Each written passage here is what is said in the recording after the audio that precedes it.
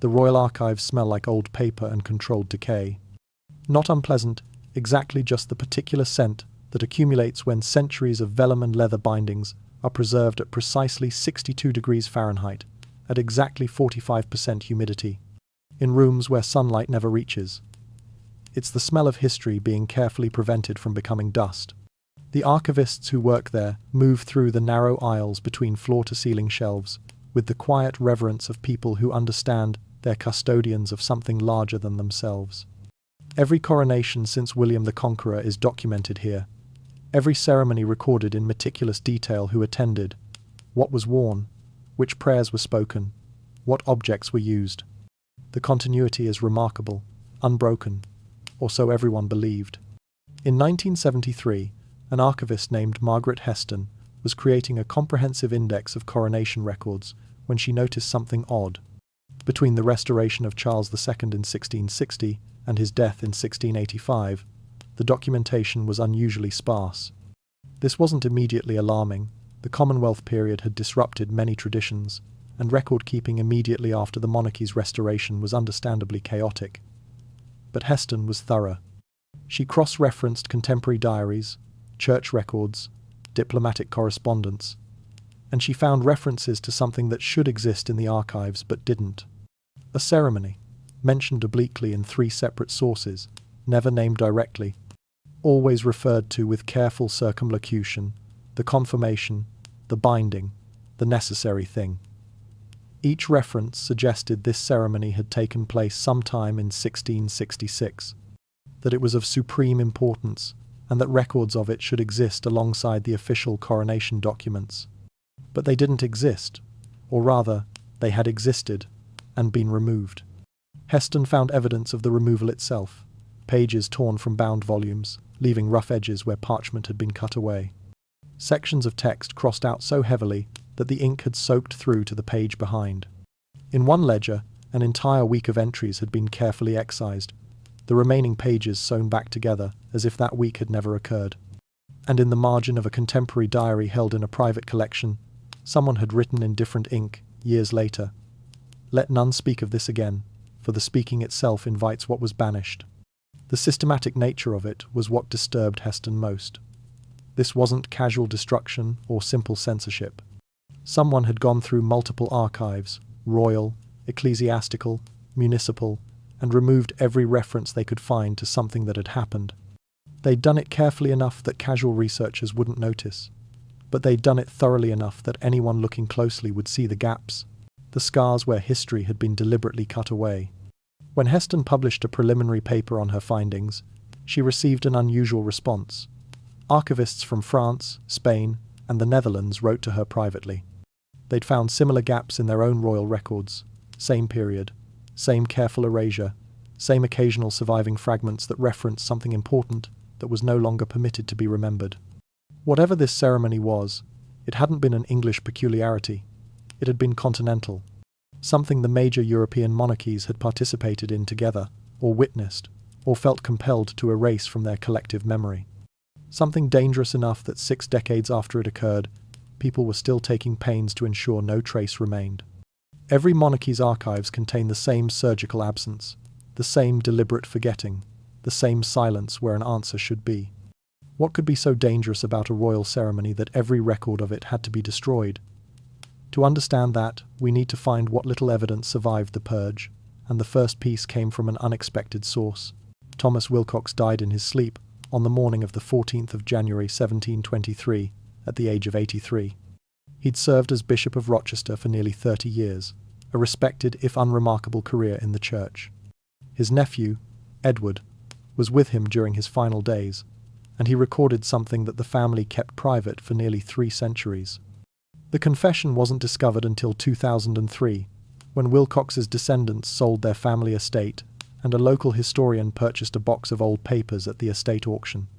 Among recipes and farming accounts, he found Edward's journal, and within it, 14 pages, in what appeared to be fevered handwriting, dated the 13th of January 1723. The dying bishop had insisted on dictating a confession, not of sins, exactly, but of something he'd witnessed 57 years earlier when he was a young deacon of 26. He called it the Old Crowning, and his description was fragmentary, as if he were struggling to recall details that had been deliberately suppressed in his own memory. According to Edward's transcription, the ceremony took place on a night in October 1666. The specific date was either not mentioned or Edward chose not to record it.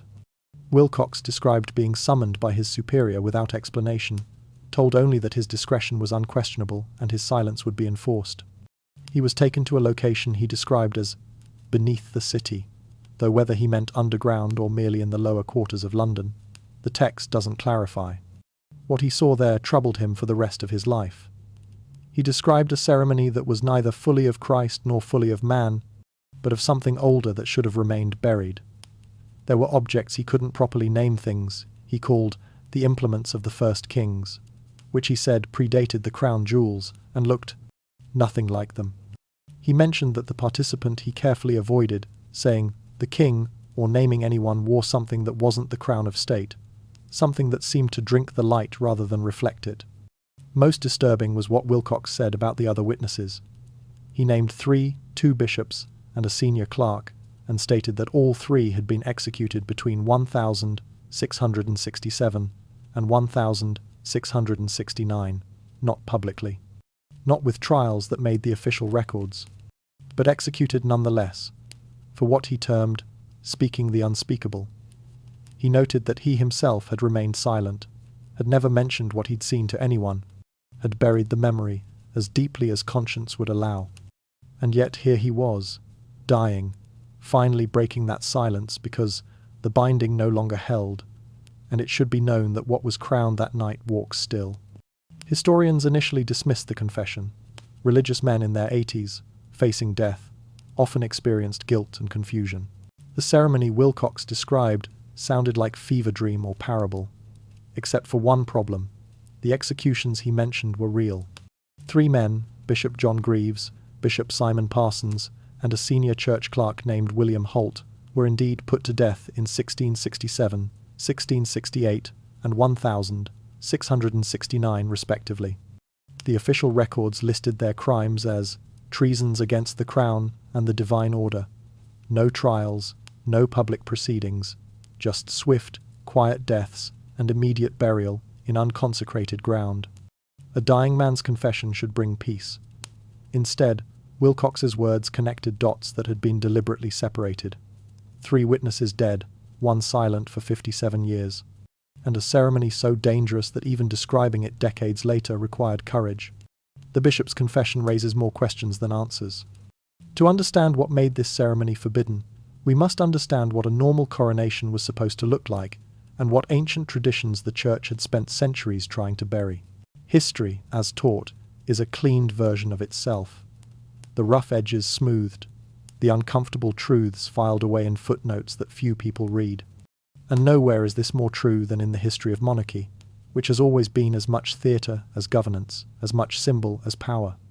The official story of British coronations is simple, an unbroken Christian tradition stretching back over 1,000 years, each ceremony confirming that the monarch rules by divine right, blessed by God, anointed by the Church. It's a story of continuity, legitimacy, sacred authority, passing from generation to generation, without interruption or doubt. But this story is a lie. Not entirely, but enough. English coronations have always contained elements that predate Christianity by centuries. The crown jewels themselves are a mixture of Christian and older symbols. The orb and scepter, yes, those are clearly meant to represent Christ's dominion over earth. But then there's the spoon. The anointing spoon, used in every coronation to pour holy oil onto the monarch's head, is the oldest object in the collection, dating to the 12th century, or possibly earlier. Its design is strange. The handle terminates not in a cross but in a beast's head, lion or dragon. Historians can't agree. And around the bowl are etched symbols that match no Christian iconography anyone can identify. Medieval records reveal things the modern narrative prefers to forget. Kings who swore oaths not just to God but to the old powers. Ceremonies that included walking barefoot on earth brought from sacred groves. Coronation feasts, where the king drank from a cup older than Christianity itself, performing toasts that invoked names the Church had spent centuries trying to make people forget. The Church knew about these elements. They'd always known. but they'd reached a practical compromise with the monarchy. Pagan residue could remain in the ceremonies as long as it was never acknowledged, never explained, and gradually minimized over time. As centuries passed, the old elements became merely decorative, their meanings lost or obscured, transformed into picturesque traditions that tourists could photograph without understanding what they were actually seeing. The stone of Scone, used in coronations until 1996, wasn't originally Christian. It was a sacred object to the ancient Scots and Picts, who believed it held the power to confirm legitimate kingship. When Edward I stole it in 1296, he wasn't just taking a throne, he was claiming access to whatever power that stone supposedly conferred. The church blessed it afterward, tried to Christianize it, but you can't erase what an object meant for 1,000 years simply by sprinkling holy water on it. This is what makes the 1666 ceremony so significant. It wasn't an aberration, it was a reversion. Someone, possibly Charles II himself, though the evidence is circumstantial, decided that the old ways needed to be performed one more time, not the sanitized Christian version that had become standard. Not the theatrical display that satisfied the public and the church, but the real thing. The ceremony as it had been performed before Christianity tamed it into something acceptable. And that authenticity, that brief moment when the truth beneath the crown was revealed, was so dangerous that it had to be erased from history itself. Not because it was strange or heretical, but because it revealed what monarchy actually was before the church. And the state rewrote its origins into something they could control. Every coronation is theatre, but in 1666, someone broke character. They remembered what role they were really playing, and that memory had to be extinguished before it spread. Now we need to understand why. What happened in that year that made such a desperate resurrection necessary? The year carried its own warning. 6, 6, 6, the number of the beast, written plain in the calendar, impossible to ignore. And if you were a person living in London in 1666, if you believed that numbers meant something and that God spoke through signs, you would have read that date and known that something terrible was coming. You would have been right. The previous year had already hollowed out the city. The Great Plague had arrived in the spring of 1665, carried on ships from the Netherlands, or perhaps spontaneously generated from London's filth, no one knew for certain, and the not knowing made it worse. At first, it was a few deaths in the poorest neighbourhoods, then dozens, then hundreds per week, then thousands. By summer, the bills of mortality were publishing numbers that made people stop believing the numbers meant anything at all. 100,000 dead, perhaps more. No one was counting carefully toward the end. Entire families disappeared overnight. Houses were sealed with red crosses painted on the doors, and the living trapped inside with the dying. The streets that had once been choked with crowds and commerce stood empty, except for the dead carts that rolled through at dusk, the drivers calling, "Bring out your dead," in voices made flat by repetition. King Charles fled to Oxford, his court followed. The wealthy who could afford to leave abandoned their city homes and retreated to country estates. Those who remained walked through a London that no longer felt like London. Grass grew between the cobblestones. Dogs and cats were killed by the thousands under the theory that they spread contagion.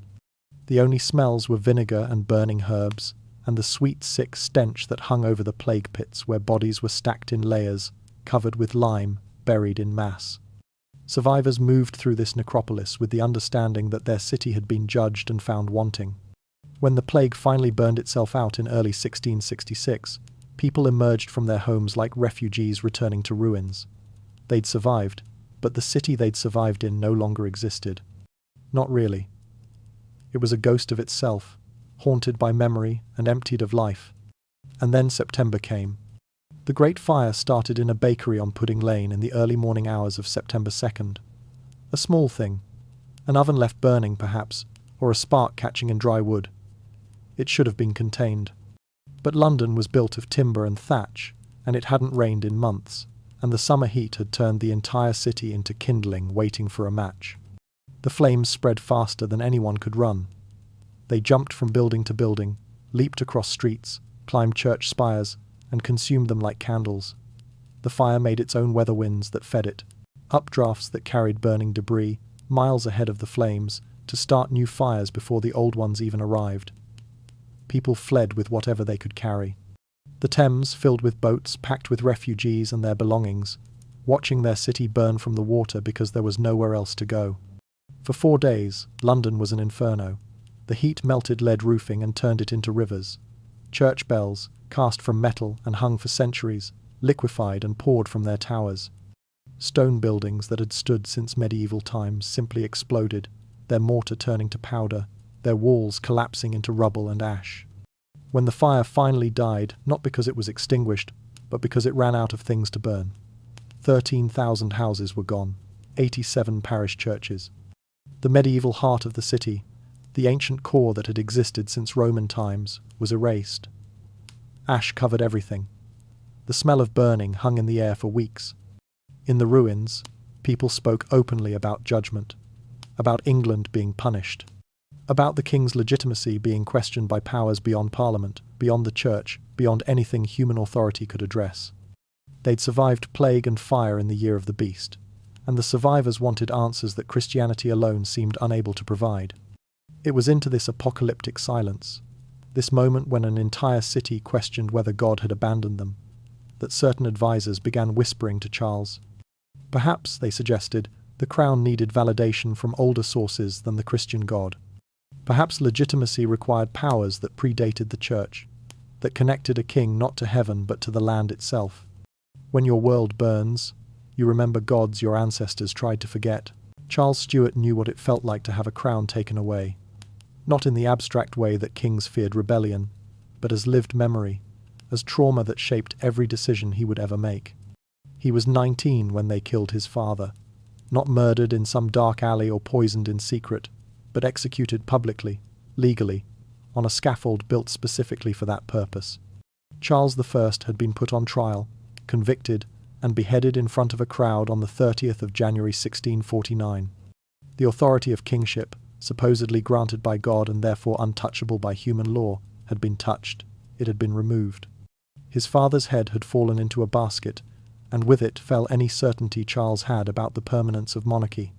For 11 years after that, there was no King of England. Charles wandered Europe as an exile, dependent on the charity of other monarchs who didn't particularly want him, constantly looking over his shoulder for assassins, watching his mother sell her jewellery to pay for their rooms. He was a king in name only, and barely that many European courts treated him more like an embarrassing reminder of political instability than legitimate royalty. The Restoration in 1660 should have been his triumph. Parliament invited him back.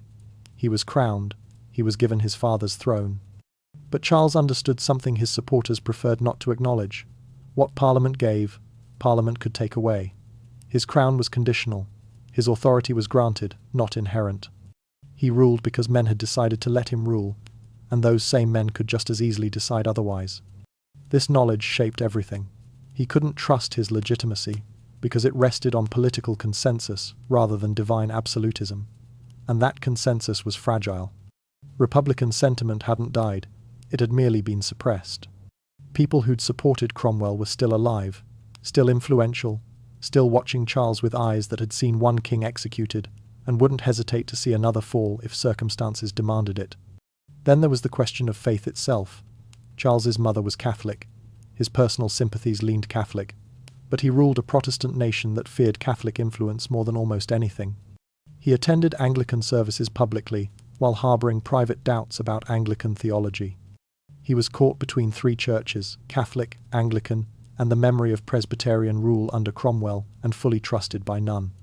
Into this unstable position came men offering something different, not religious certainty but something older. The Royal Society, which Charles patronised, was officially about natural philosophy and scientific inquiry. But privately, some of its founders pursued knowledge the Church considered forbidden. John Wilkins, one of the Society's founders, and a man Charles trusted, maintained extensive correspondence about pre-Christian British religion. He studied what Romans had written about the Druids, what survived of Anglo-Saxon paganism, what the Church had tried to destroy when it converted the islands. Wilkins argued that Christianity had built a cathedral atop foundations it refuses to acknowledge. That beneath the Christian conception of kingship lay older ideas about rulers who weren't chosen by God but by the land itself, who derived power not from heaven, but from covenant with forces that predated and perhaps superseded Christianity. This fascinated Charles in ways that disturbed his advisors. He began collecting pre-Christian artifacts. He consulted with scholars who studied ancient texts. He asked questions about what kingship had meant before Augustine brought Christianity to England, before the Church decided that royal authority had to flow from divine appointment. What Charles wanted wasn't just political security. He wanted cosmic validation. He wanted to be a king in the absolute sense, not appointed by Parliament's whim, not even blessed by a god whose earthly representatives kept questioning his legitimacy. He wanted his crown attached by something stronger than law, deeper than faith, impossible to remove by mere human action. This need made him vulnerable to promises that would have seemed ridiculous in calmer times. When men came offering a ceremony that would bind him to England itself, that would make him king in ways no parliament could undo and no church could challenge, Charles didn't dismiss them. He listened. A king who watched his father's head fall knows that crowns can be removed. Charles needed his attached by something that couldn't be undone. Not by men, not by politics, not by the church, and perhaps not even by God. Understanding Charles's desperation explains his willingness to risk heresy. But who had the knowledge to perform such a ceremony? Who claimed to remember rites that the church had spent a millennium trying to erase? There have always been families who remember what official history forgets. Lineages that trace their descent, not from Norman conquerors, but from Saxon nobility, from people who held these islands before Christianity crossed the sea.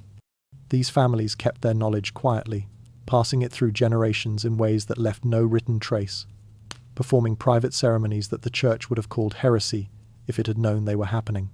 The Deverells were one such family, minor nobility, landed but not powerful, respected but not prominent. They owned estates in Wiltshire that had belonged to them since before the Norman conquest, which itself suggested unusual continuity. Most Saxon nobility had been displaced after 1066, their lands given to William's followers. The Deverells had somehow remained, which meant they'd bent when others broke, had made accommodations that preserved their position through radical change. In the summer of 1665, as plague ravaged London, Marcus Deverell requested an audience with certain members of Charles's court. Not with the king directly, that would have been presumptuous, but with men known to have the king's ear on matters others found uncomfortable. What Deverell offered was extraordinary enough that he was eventually granted a private meeting with Charles himself.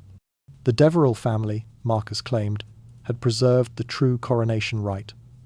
Not the Christian ceremony that had become standard, but the ceremony that had made kings before Augustine arrived in 597 AD. They'd preserved it not in writing. Writing could be found and destroyed, but in oral tradition, in ceremonial objects hidden in their estate, in knowledge passed from father to son for 40 generations. The ceremony they remembered was fundamentally different from what Christianity taught. In their version, a king wasn't chosen by God. A king was bound to the land itself through a covenant that was older than monotheism, older than the names people now used for divinity. The land chose its king, and the king accepted obligation in return for authority. It was a transaction, not a blessing, and once performed, it couldn't be undone by merely human forces. This concept terrified the church for obvious reasons. It suggested that royal authority derived from something other than Christian God, something that existed regardless of whether people worshipped it or even knew its name. It suggested that the land itself was conscious, capable of choice, capable of making contracts. It suggested that a proper king was something between human and other, transformed by the ceremony into a thing that neither church nor parliament could fully control. Archbishop William Juxon, when he learned of these claims, conducted an investigation. His private correspondence, held now in church archives with restricted access, reveals his conclusions. The Deverell claims appeared to be authentic. Their ceremony matched fragmentary accounts from the Venerable Bede and other early historians who documented pre-Christian practices before those practices were stamped out. Juxon wrote urgently to Charles, warning that these rites, if truly performed, place the king beyond the church's protection and perhaps beyond salvation itself. But that warning contained its own attraction. Beyond the church's protection meant beyond the church's control. Beyond salvation meant beyond judgment by Christian standards. For a king whose legitimacy was constantly questioned by Christian authorities, this wasn't a threat, it was an opportunity. Some families remember what churches tried to forget. In 1665, one such family emerged from centuries of silence with an offer that was simultaneously seductive and damning. We can make you a real king, but you may cease to be a Christian. We now know who offered the forbidden ceremony and why Charles might have accepted. But what did this ceremony actually entail? What rituals could possibly justify centuries of suppression and eventual erasure from history? Every ceremony requires objects. In Christian coronations, these are gold and jewels, scepters and orbs, things that reflect light and speak of heaven's glory. But the ceremony performed in 1666 required different implements entirely. 3 objects that spoke not of heaven but of earth, blood, and time, stretching back beyond memory. The first was called the bone crown. Not a poetic name, it was literal. According to the Deverell family documents seized by church authorities in 1670 and locked in restricted archives ever since, this circlet was fashioned from human bone. Not recently dead bone, but ancient remains, yellowed by centuries, hardened to something almost like stone. Approximately 12 inches in diameter, light enough to rest on a head without support, yet dense enough that attempting to break it would be futile. The crown's surface bore inscriptions, not runes, which came later with the Vikings, not Latin from the Roman occupation.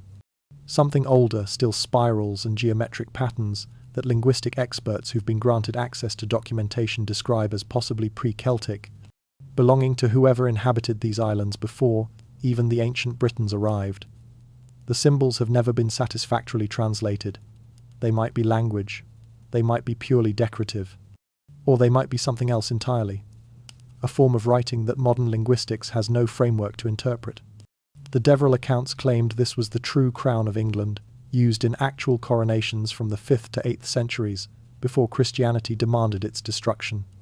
Unlike the gold crowns that symbolized power over people, the bone crown allegedly symbolized something more disturbing, that the king's authority derived from death itself, from the ancestors whose remains formed his sovereignty. The second object was the bloodstone, iron ore, roughly spherical, about the size of a human heart. The family legend placed its origin at a specific battle, the final conflict, where Saxon forces defeated the last organized Roman military presence in Britain. Supposedly collected from the field, while blood still soaked the ground, the stone bore permanent stains that washing couldn't remove and time hadn't faded. Iron ore naturally contains rust-red coloration, of course. But accounts from those who handled the stone describe the stains as darker than rust, distributed in patterns that suggested liquid splatter rather than mineral formation. Whether this was actual blood preserved by some property of the iron, or merely iron's natural coloration interpreted as blood by people who wanted to believe in its significance, remains debatable. What matters is what it represented: sovereignty established through conquest, through violence, through the spilling of blood that soaked into the land itself. The third element was strangest of all: the oath tree. Not a living tree, but a preserved section of oak, approximately 4 feet in height, roots and all. According to the accounts, this oak had grown at a site where pre-Roman Britons performed king-making ceremonies. When Christianity ordered such sites destroyed, someone had carefully excavated this tree, preserving its root system intact, keeping it hidden through generations. Oak shouldn't survive that way. Cut and stored, even carefully, wood decays, roots dry and crumble. Yet, descriptions of the oath tree from multiple sources suggest it remained somehow vital, not quite alive, but not fully dead either. One account mentions that the wood felt warm to the touch despite being stored in cool chambers. Another notes that the root system, when examined, showed no signs of rot despite being centuries old. Each object represented a layer of Britain's pre-Christian history. The bone crown from the indigenous peoples before Rome, the bloodstone from the moment of Saxon conquest, the oath tree from the Celtic period, when Druids performed ceremonies the church would later systematically destroy. Together, they formed what the Deverells called the foundation beneath the foundation. Evidence that English monarchy predated Christianity, that sovereignty was established through blood and land and ancestry rather than divine appointment. The church understood the ideological threat. If these objects were genuine, if they truly had been used in pre-Christian coronations, then they proved that kingship existed independent of Christian blessing. That royal authority derived from sources the church couldn't control and possibly couldn't even understand. This made them more dangerous than any military weapon, any political document. They threatened the entire theological framework that justified both church and state. Medieval attempts to destroy them had allegedly failed under circumstances deemed miraculous or cursed, depending on perspective. Fires that refused to burn them. Burials that resulted in their inexplicable rediscovery. By 1666, they were kept separately, hidden in 3 locations known only to the Deverell family, and protected by oaths that had been honoured for generations. A crown of bone. A stone that bleeds. A tree that should have rotted centuries ago. 3 objects that shouldn't exist were brought together for one night, and then scattered so thoroughly that even their existence became myth. But objects alone don't make a ceremony. What mattered was what was done with them, the words spoken, the actions performed, the covenant that was supposedly formed between king and kingdom on that forbidden night. Christian coronations happen in daylight, in cathedrals filled with observers, in the presence of bishops and nobles, with every action visible, every word recorded, every moment designed to demonstrate divine approval through public ceremony. The ritual performed in October 1666 required the opposite of all this. Darkness, secrecy, and a location that connected not to church authority but to the land itself. According to the fragmentary accounts that survived the systematic destruction of records, the ceremony occurred underground. The specific location was never documented, or the documentation was more thoroughly destroyed than other records, but Bishop Wilcox's confession mentions Roman ruins beneath the burned city. London had been built atop Roman Londinium, and the Great Fire had exposed foundations that hadn't seen air in centuries. Somewhere in those ancient chambers, accessed through passages that were sealed immediately afterward, the ceremony took place. The structure followed a pattern that inverted Christian coronation. Where Christian ritual began with prayer and blessing, this ceremony began with what the accounts call the cleansing. But this wasn't baptism. This was the king, standing naked, while blood from a freshly sacrificed animal, the sources disagree, whether it was a bull or a stag, was poured over his body, washing away his individual identity. The theology was stark and strange. Charles Stuart had to die, not physically, but as a separate person. He had to surrender his selfhood, his individual will, his existence as a man distinct from his kingdom. The blood washing over him symbolized this death, this dissolution of the boundary between ruler and realm. Then came the binding 3 vows spoken not to God, but to abstractions that predated monotheism, to the land, to the people, to the ancestors. The exact words were delivered in what witnesses described as the Old Tongue, possibly Anglo-Saxon, possibly something even earlier. Most attendees couldn't understand them. The Deverell Patriarch translated afterward, and those translations were recorded before being seized and destroyed. Charles promised to defend the kingdom with his own blood, not metaphorically, but as a literal fact. His blood and England's soil were to become one thing. He promised to make the kingdom's prosperity his sole purpose, abandoning any personal desire that conflicted with England's welfare. And finally, he accepted that his fate and the kingdom's fate were now inseparable. If England prospered, he would thrive. If England suffered, he would suffer. If England died, so would he. These weren't vows to obey God or serve the people through divinely ordained rule. These were contracts establishing that the king was servant, not master. That he existed for the kingdom rather than the kingdom existing for him. The crowning itself came next.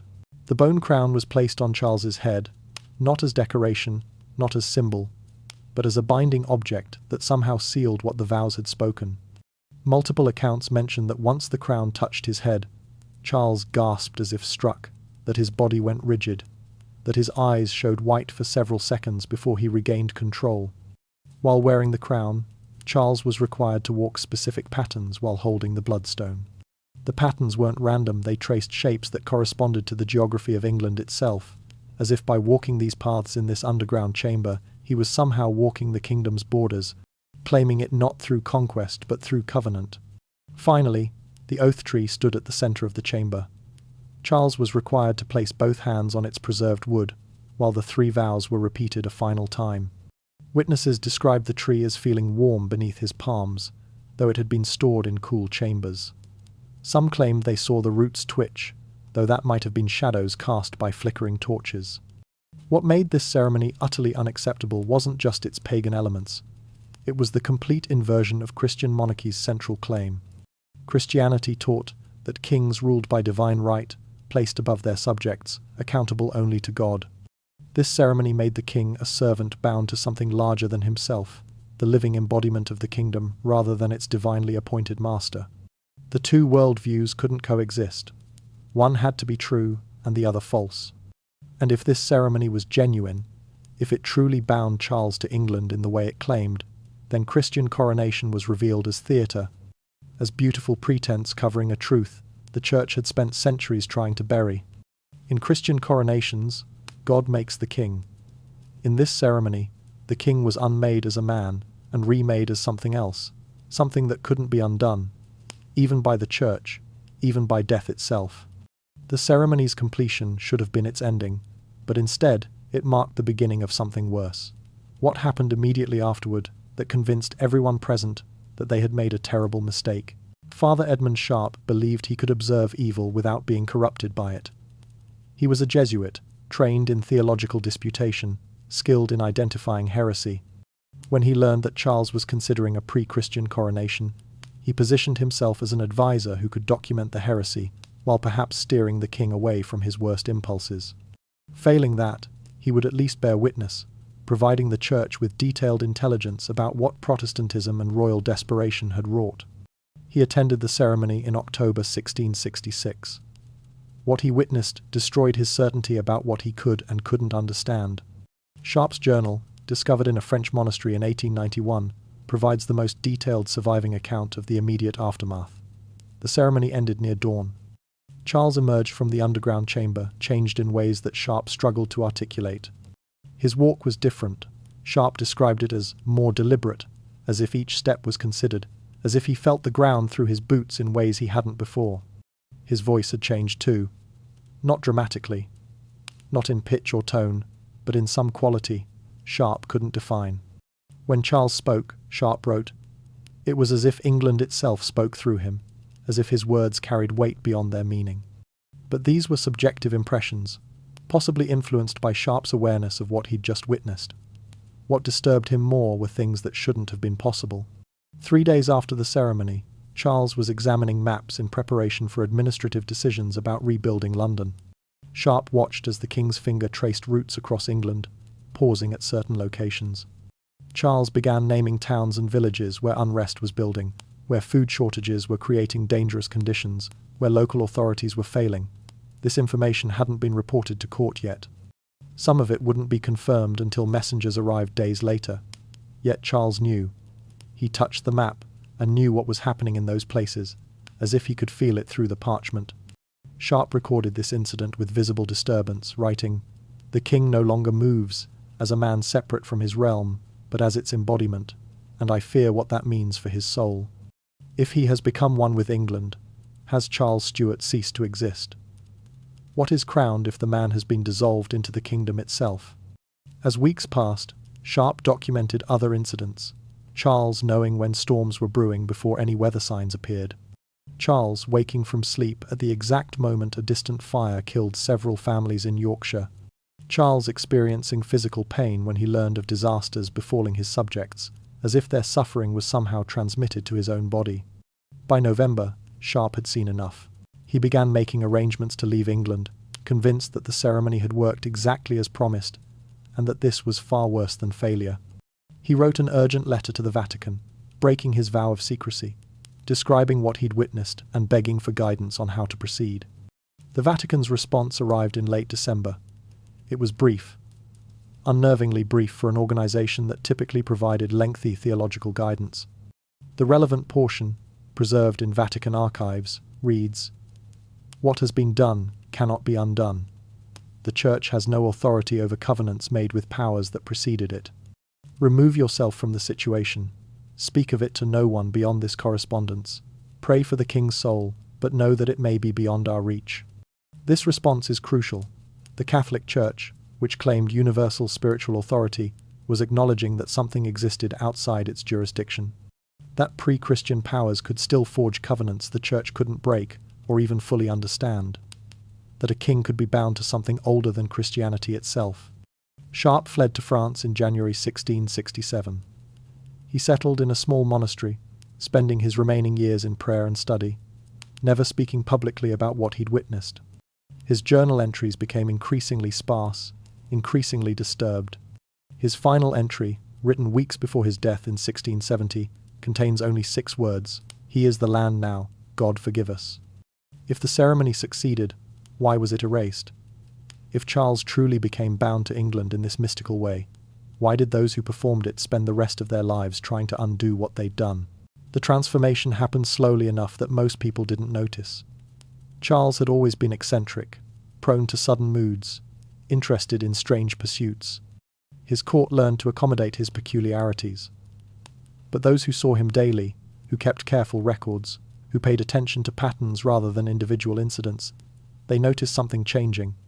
Edmund King served as the royal physician for 15 years.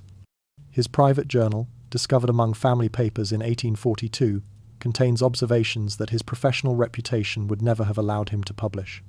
He noted in March 1667, just months after the ceremony, that Charles's pulse no longer maintains a steady rhythm, but seems to ebb and flow with some pattern I cannot identify, as if responding to influences beyond the body itself. King documented other anomalies. Charles's body temperature fluctuated without corresponding illness. His appetite varied wildly day to day, sometimes eating voraciously, sometimes barely touching food, with no pattern King could correlate to activity or health. Most strange, Charles occasionally exhibited symptoms of ailments he demonstrably didn't have: fevers without infection, exhaustion without exertion, pains that moved through his body in patterns that made no medical sense. Courtiers noticed different changes. Charles developed what they called his distant moments, times when he would stop mid-conversation, his eyes unfocused, as if listening to something no one else could hear. When he returned to awareness, he would sometimes make statements that seemed to come from nowhere. "Send grain to Yorkshire," he'd say abruptly. "The harvest failed there." And when messengers finally arrived days later, the reports would confirm what Charles had somehow already known. Diplomatic correspondence from the period reveals how foreign ambassadors struggled to interpret the king's behavior.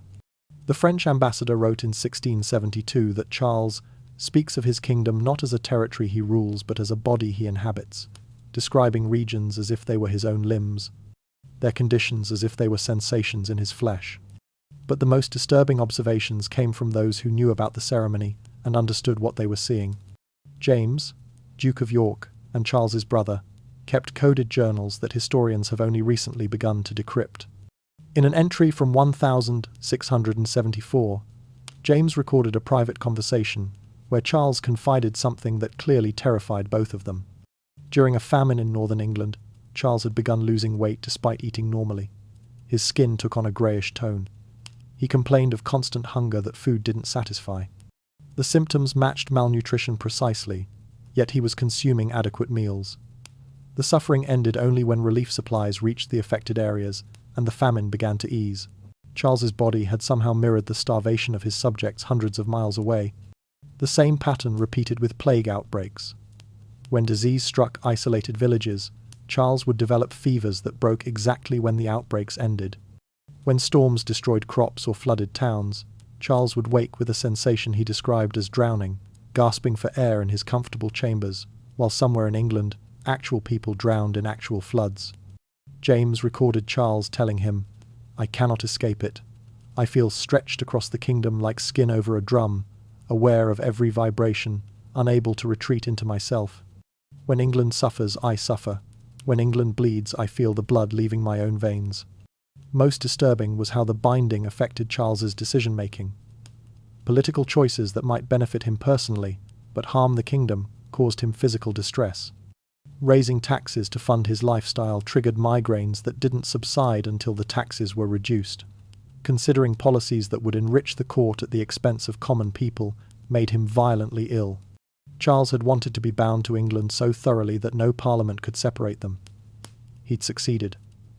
But the binding worked both ways.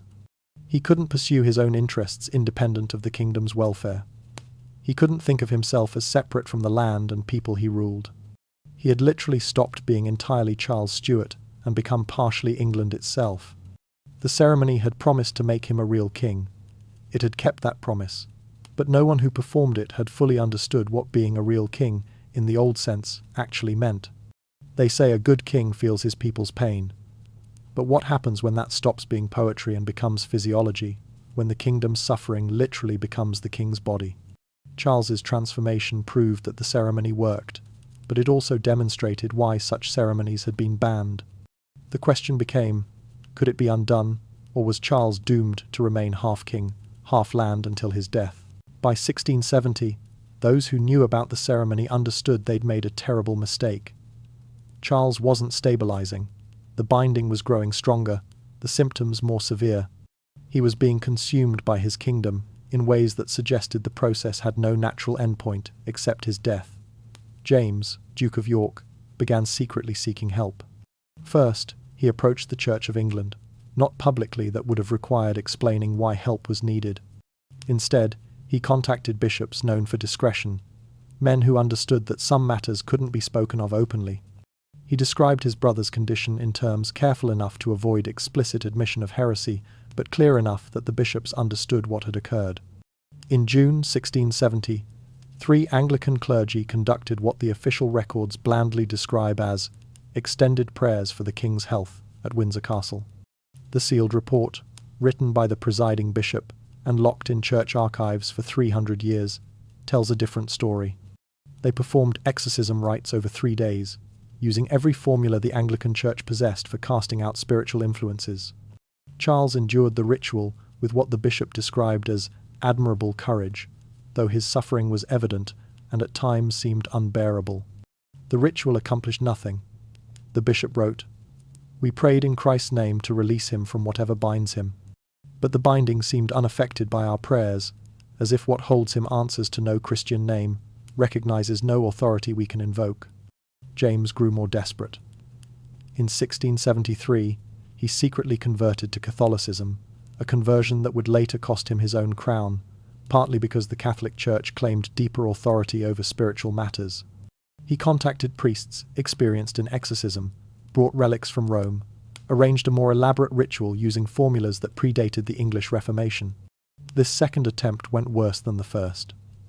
The Vatican report, preserved in their restricted archives, describes how during the ritual, Charles began speaking in languages none of the priests recognized. Not gibberish or possessed ravings, but coherent speech in what linguistic analysis later suggested might have been ancient Celtic dialects, languages that hadn't been spoken in Britain for over 1,000 years. The relics brought to aid the exorcism, including a fragment of the True Cross, became inexplicably hot to the touch, burning one priest's hand badly enough to leave permanent scars. The priests fled, convinced they were dealing with something beyond their training, something that predated Christianity itself, and therefore couldn't be touched by Christian spiritual authority. The third and final attempt came in 1677, conducted by the Deverells themselves. If anyone could reverse the ceremony, it would be the family who'd preserved and performed it. They claimed to possess a reversal ritual, a releasing, that had supposedly been used when ancient kings abdicated or needed to be unbound. They brought what remained of the ceremonial objects, or replacements, as some had been destroyed or lost. They performed the reversal in the same underground location where the binding had occurred. And according to the one surviving account, written by the Deverell Patriarch's assistant, the ritual almost worked. Charles collapsed during the reversal, his breathing stopping, his pulse failing. But the collapse wasn't just physical. Observers across England, people with no knowledge of what was happening in London, later reported feeling a strange moment of disorientation at exactly that time. As if something fundamental had shifted, as if the world had briefly stuttered. Then Charles gasped, his eyes opened, and the Deverell Patriarch clutched his chest and fell. The old man died of what physicians called a stroke before he could complete the ritual. Charles survived, still bound, still suffering. And no one who witnessed that near-death moment, the feeling that both king and kingdom had almost died together, was willing to try again.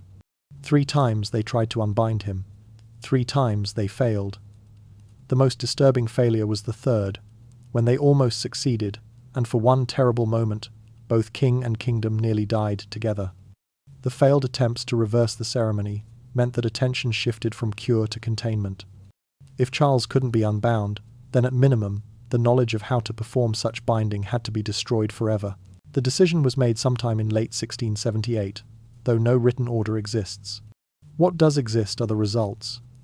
A coordinated campaign of erasure so thorough that it almost succeeded in making the ceremony vanish from history entirely. The coordination itself is remarkable.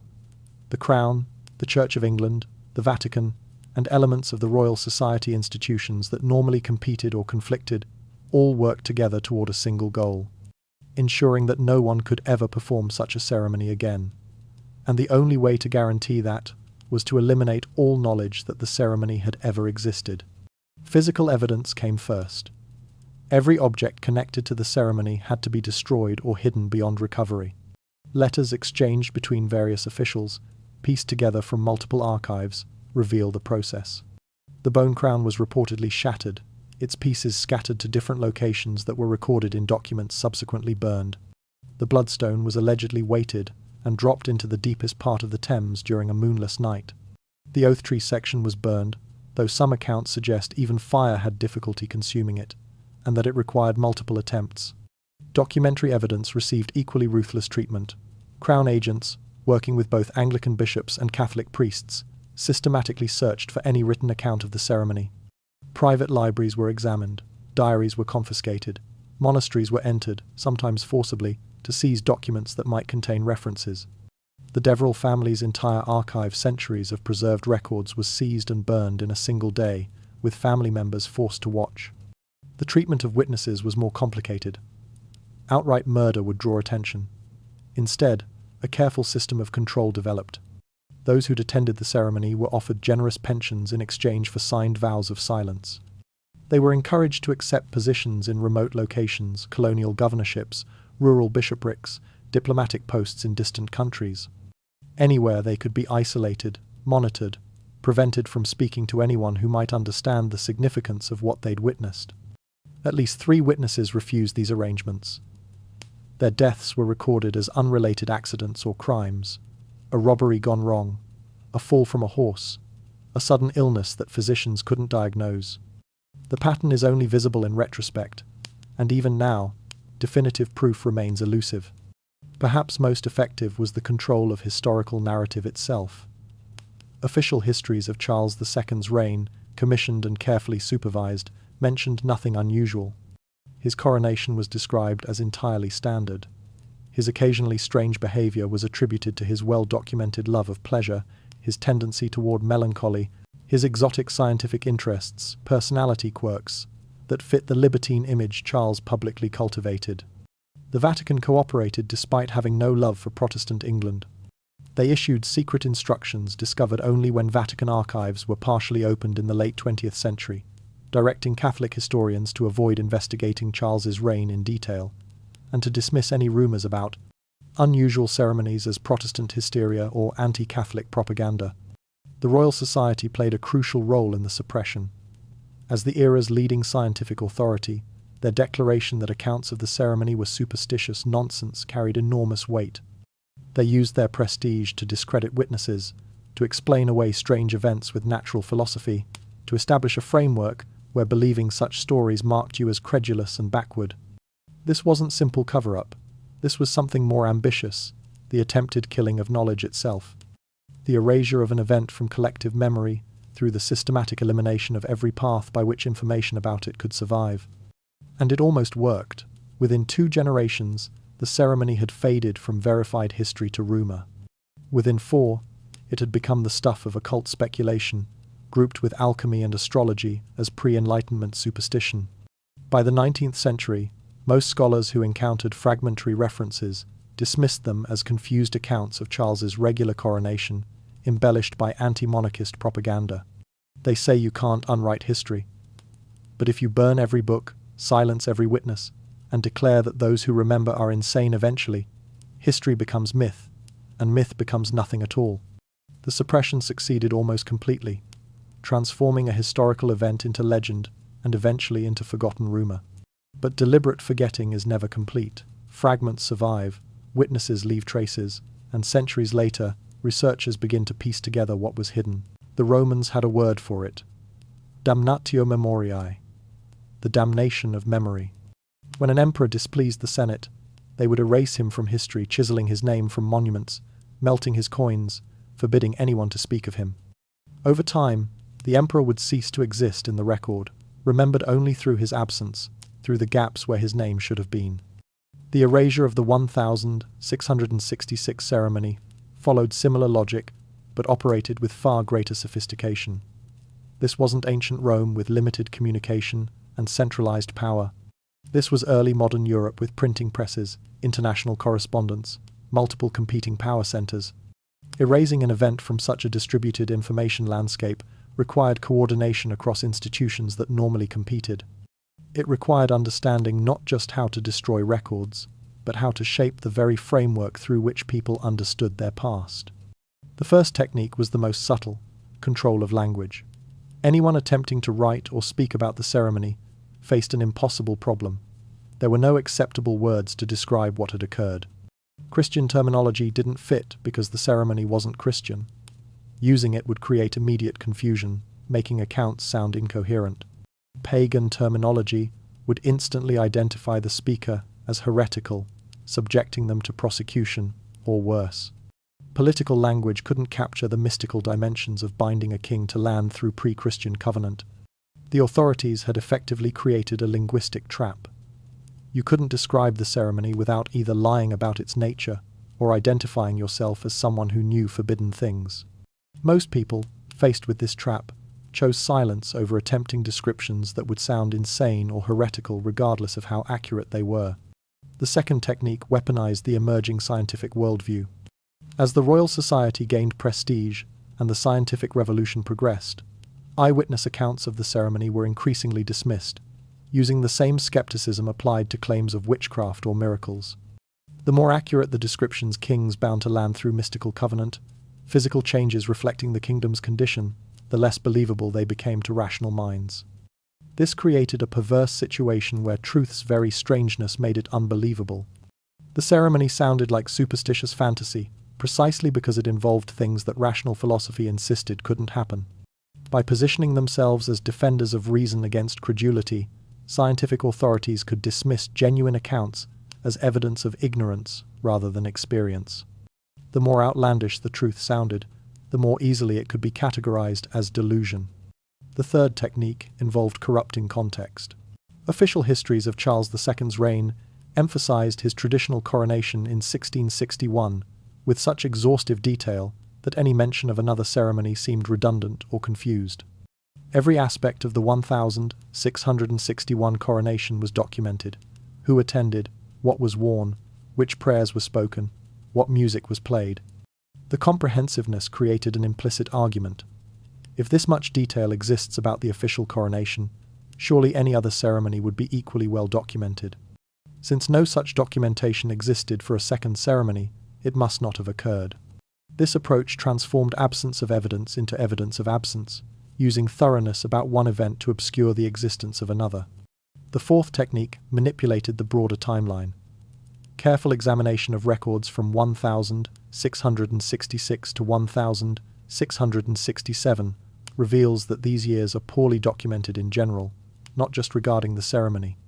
This was deliberate. By creating fog around the entire period, specific gaps became less noticeable. The Great Fire provided perfect cover. Any missing record could be blamed on destruction in the flames. Any gap in documentation could be attributed to the chaos of rebuilding. The ceremony's erasure hid within a larger erasure that had a convenient natural explanation. Together, these techniques created what might be called an architecture of forgetting, a system where each element reinforced the others. Language made description difficult, rationality made belief difficult, context made questioning difficult, timeline manipulation made investigation difficult, and beneath all of it lay the threat of consequences for anyone who persisted despite these obstacles. The architecture succeeded. Within 2 generations, the ceremony had passed from suppressed fact to rumor. By the 18th century, occasional references to the old crowning were treated as folkloric curiosities, stories told by old families with delusions of grandeur, not accounts of actual events. By the 19th century, most scholars encountering fragmentary references dismissed them without serious consideration. The ceremony had been transformed from history into myth, into nothing. This teaches us something disturbing about knowledge itself. Even dramatic events witnessed by multiple people can be erased when institutions coordinate their suppression. How much of what we think we know about the past depends on what powerful entities allow us to remember. The most successful lie isn't the one that invents something false. It's the one that convinces you the truth never happened at all. Understanding how the erasure was accomplished reveals why it almost succeeded completely. But almost is the crucial word, because fragments survived in unexpected places, preserved by people who couldn't be controlled or silenced. Every system of control has blind spots, places it can't reach, people it can't monitor, information that slips through despite the best efforts to contain it. The campaign to erase the 1666 ceremony was remarkably thorough, but it operated within constraints, and those constraints created spaces where evidence survived. International archives were the first blind spot. European monarchies maintained observers at each other's courts, diplomats whose job was to report anything significant back to their home governments. These reports went into foreign archives that English authorities couldn't easily access or control. Demanding that Spain or France turn over diplomatic correspondence would have required admitting why such correspondence mattered, which would have defeated the entire purpose of the suppression. A Spanish ambassador's report, discovered in Madrid's Archivo General in 1934, contains a brief reference dated November 1666. It describes troubling rumours circulating at the English court regarding an unsanctioned ceremony involving pre-Christian elements, and notes that King Charles appeared altered in manner and temperament, speaking of his kingdom in terms that suggest theological confusion or worse. The ambassador didn't witness the ceremony directly, and his information was second-hand, but the report corroborates that something unusual occurred, and that contemporaries noticed changes in Charles's behaviour. Similar fragments exist in French and Venetian diplomatic archives. None provides a complete picture. But together, they establish a pattern of international observers noticing something strange happening at the English court in late 1666, something connected to ceremonies and resulting in observable changes in the king. Private family papers created another blind spot. The suppression campaign focused on official records and known witnesses, operating through established channels of authority. But it couldn't account for every merchant's diary, every gentlewoman's commonplace book, every private letter that mentioned strange events or unusual behaviour. These documents existed scattered across hundreds of family collections, often unread for generations, invisible to authorities who didn't know they existed. A merchant named Thomas Hartley kept a diary throughout the 1660 seconds. His entry from October 1666, discovered when his descendants donated family papers to a local historical society in 1923, mentions strange doings beneath the city, and describes seeing clergymen emerge from ruins in the old part of town, looking as if they'd witnessed hell itself. Hartley didn't know what he'd seen, but he knew something unusual had occurred, and he recorded it because unusual things were worth recording. Dozens of such fragmentary accounts exist. Individually, they're meaningless. Collectively, they form a pattern that historians trained to look for such patterns can recognize. Physical evidence provided a third blind spot. London's underground spaces, Roman ruins, medieval crypts, Tudor-era cellars weren't systematically mapped. The suppression campaign couldn't destroy evidence in spaces it didn't know existed. Archaeologists and researchers exploring these forgotten chambers have found anomalies. Scorch marks on Roman-era walls that don't match any documented fire, alterations to ancient structures that serve no obvious purpose, and most intriguingly, carvings that match descriptions from accounts of the bone-crowned symbols. These physical traces don't prove the ceremony occurred by themselves, but they're consistent with it having occurred, and they exist in locations that accounts suggest might have been used for underground rituals. The evidence is circumstantial but persistent, surviving in stone, where paper could be burned. Oral tradition formed a fourth survival mechanism, though the most degraded. In families with connections to the Deverells or to Catholic recusant communities that preserved non-official histories, stories survived about the night the king was truly crowned. The stories were vague, passed through generations, mixed with other folklore, transformed by retelling. But folklorists collecting rural traditions in the 19th century recorded multiple variations of tales about kings who made pacts with the land itself and could no longer tell where they ended, and England began. Scholars cataloguing these stories dismissed them as quaint superstitions, not recognizing them as degraded memories of actual events. But oral tradition, however corrupted, can preserve core elements of truth that official history erases. The stories survived precisely because they sounded like folklore rather than fact, below the threshold where suppression would bother pursuing them. These scattered fragments, diplomatic reports, private diaries, architectural anomalies, folk tales, were useless in isolation. No single piece of evidence proved anything. But they established that the gaps in official records weren't accidents. They suggested systematic erasure of something that multiple independent sources had noticed and documented in fragmentary ways. You can burn every official record, but you can't burn every merchant's diary, every diplomat's letter, every strange carving in a forgotten cellar. Truth, when thoroughly suppressed, doesn't die, it goes underground and waits. These scattered fragments lay dormant for centuries, noticed occasionally but never connected. It would take specific researchers asking specific questions to begin assembling these pieces into a coherent picture of what had been erased. Historical recovery often requires stubbornness more than brilliance. The ability to keep asking questions when everyone tells you the answers don't matter. The willingness to spend years pursuing patterns that might mean nothing. The refusal to accept that gaps in records are simply accidents of preservation rather than evidence of deliberate erasure. Margaret Ashwood had that stubbornness. Working on her doctoral thesis at Cambridge in the 1920 seconds, she became interested in coronation ceremonies and began systematically examining records from every English coronation since William the Conqueror. The methodical approach revealed something odd. Charles II's reign showed signs of documentation that had been removed rather than lost. Pages torn from bound volumes. References in indices to documents that no longer existed. Marginal notes in contemporary accounts that seemed to reference events not recorded elsewhere. Ashwood spent 15 years tracking down every oblique reference, every fragment, every anomaly. She travelled to European archives, examined private family collections, corresponded with scholars across the continent.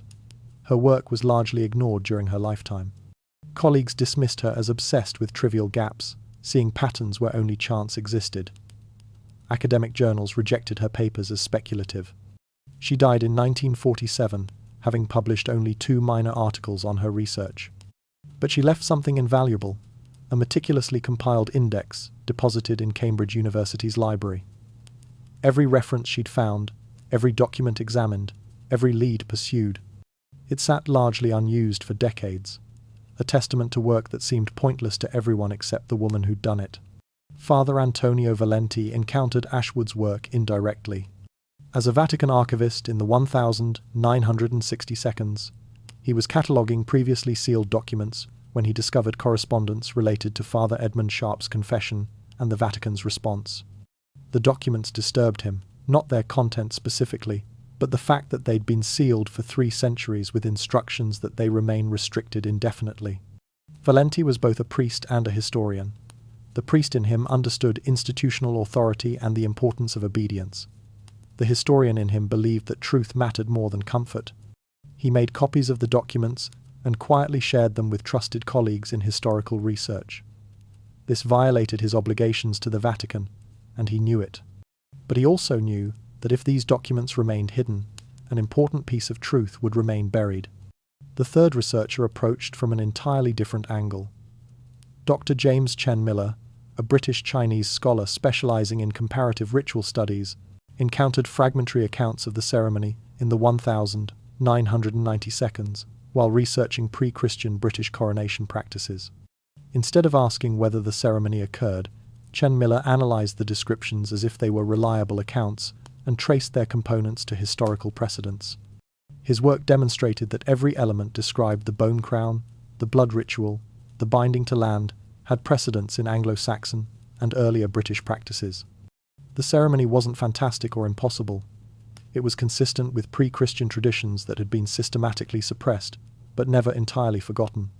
Chen Miller's analysis made the ceremony historically plausible rather than incredible, shifting it from the realm of legend into the realm of serious historical inquiry. These 3 researchers, Ashwood, in the 1920 seconds, 40 seconds, Valenti, in the 1960 seconds, 70 seconds, Chen Miller, in the 990 seconds, 2000s, worked independently. None knew about the other's research when they began, but each contributed essential pieces. Ashwood's index provided the roadmap. Valenti's documents provided direct evidence. Chen Miller's ritual analysis provided the interpretive framework. Together, their work transformed the ceremony from erased history to recoverable knowledge. Recent scholars building on their foundations have access to evidence that makes the ceremony's existence undeniable to anyone willing to examine the sources seriously. The suppression succeeded for centuries, but it didn't succeed forever. Historical truth, even deliberately suppressed truth, eventually finds its way back into consciousness through the dedication of individuals who refuse to accept that gaps are accidents, that official narratives are complete, that power's version of events is the only version. 3 researchers, separated by decades, none knowing the other's work but all refusing to accept that history's gaps are accidents. Sometimes scholarship is just stubbornness with footnotes. The work of these scholars transformed the ceremony from erased history to recoverable knowledge. But recovery raises a new question. What exactly did contemporary witnesses see and experience?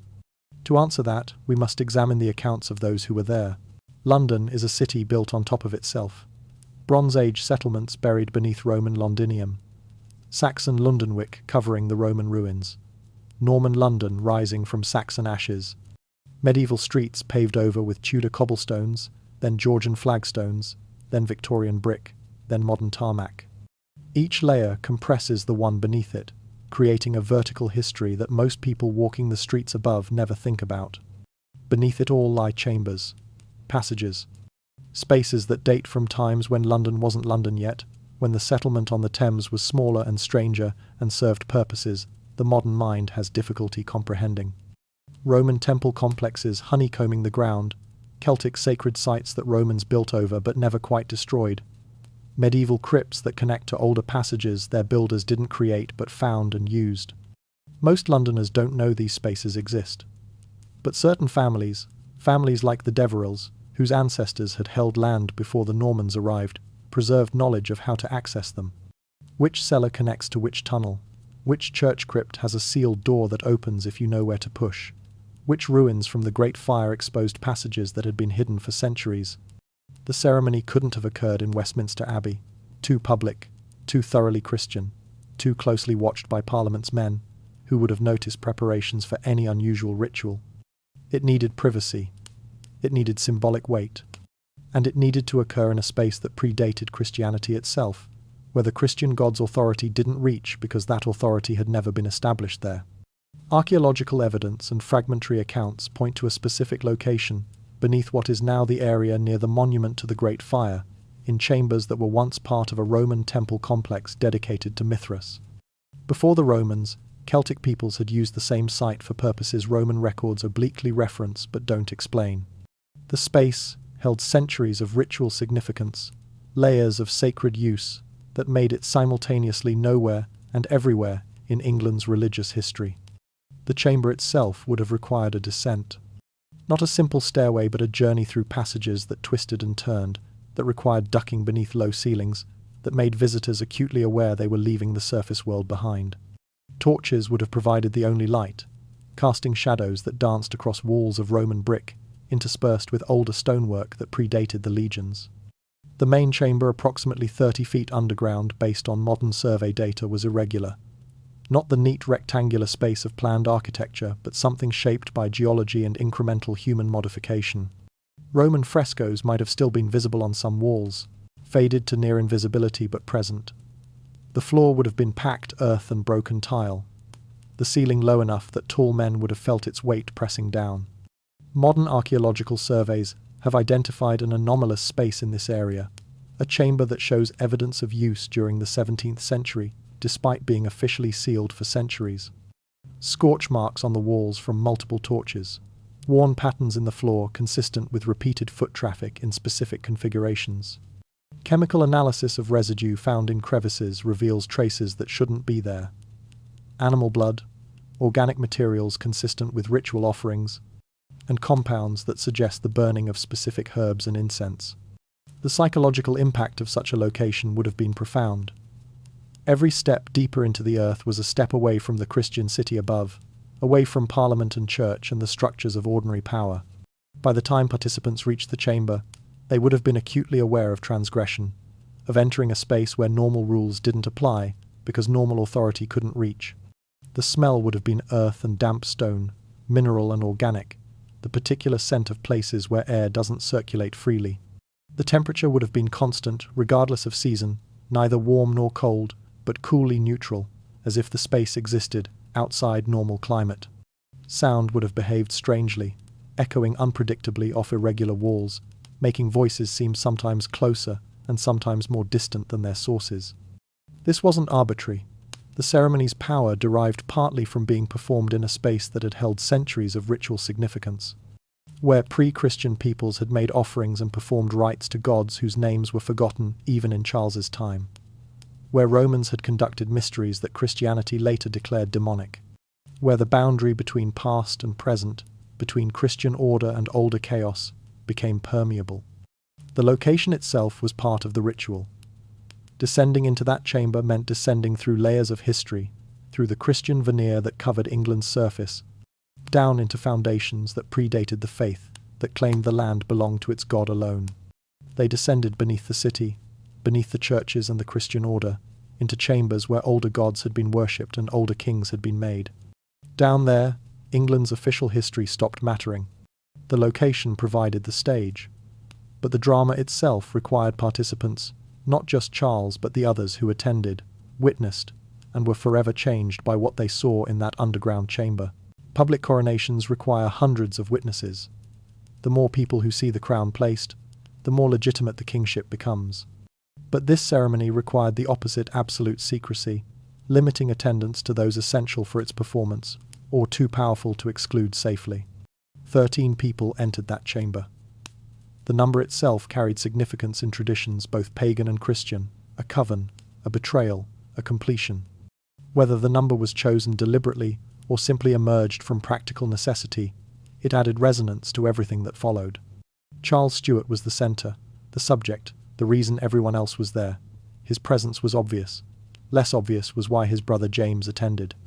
James, Duke of York, heir to the throne, had nothing to gain and everything to lose by being connected to this ceremony.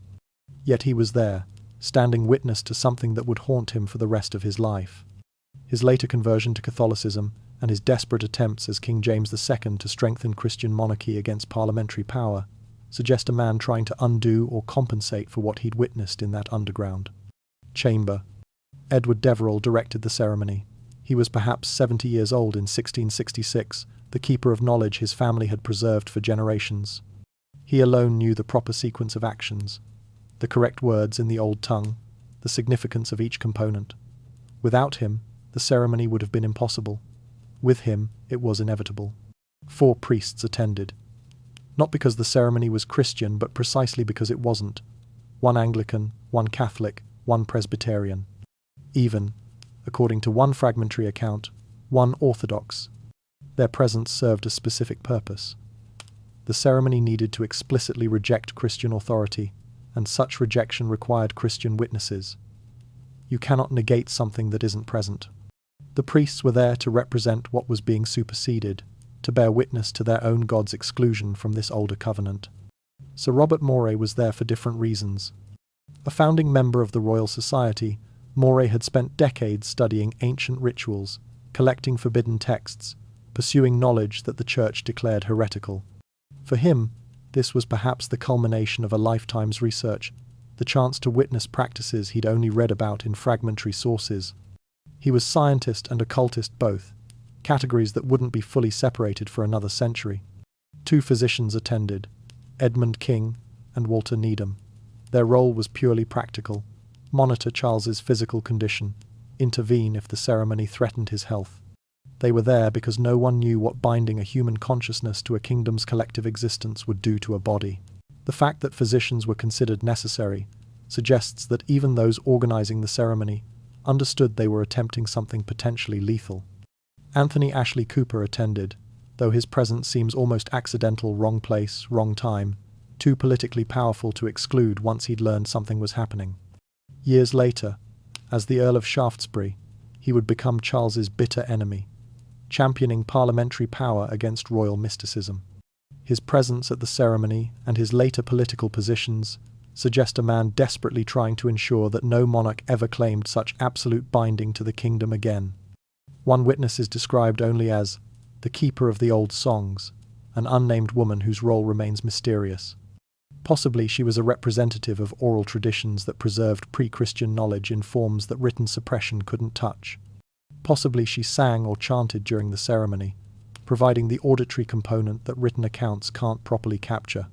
Her gender alone was significant. Pre-Christian British ceremonies often involved priestesses and wise women whom Christianity had systematically eliminated from religious authority.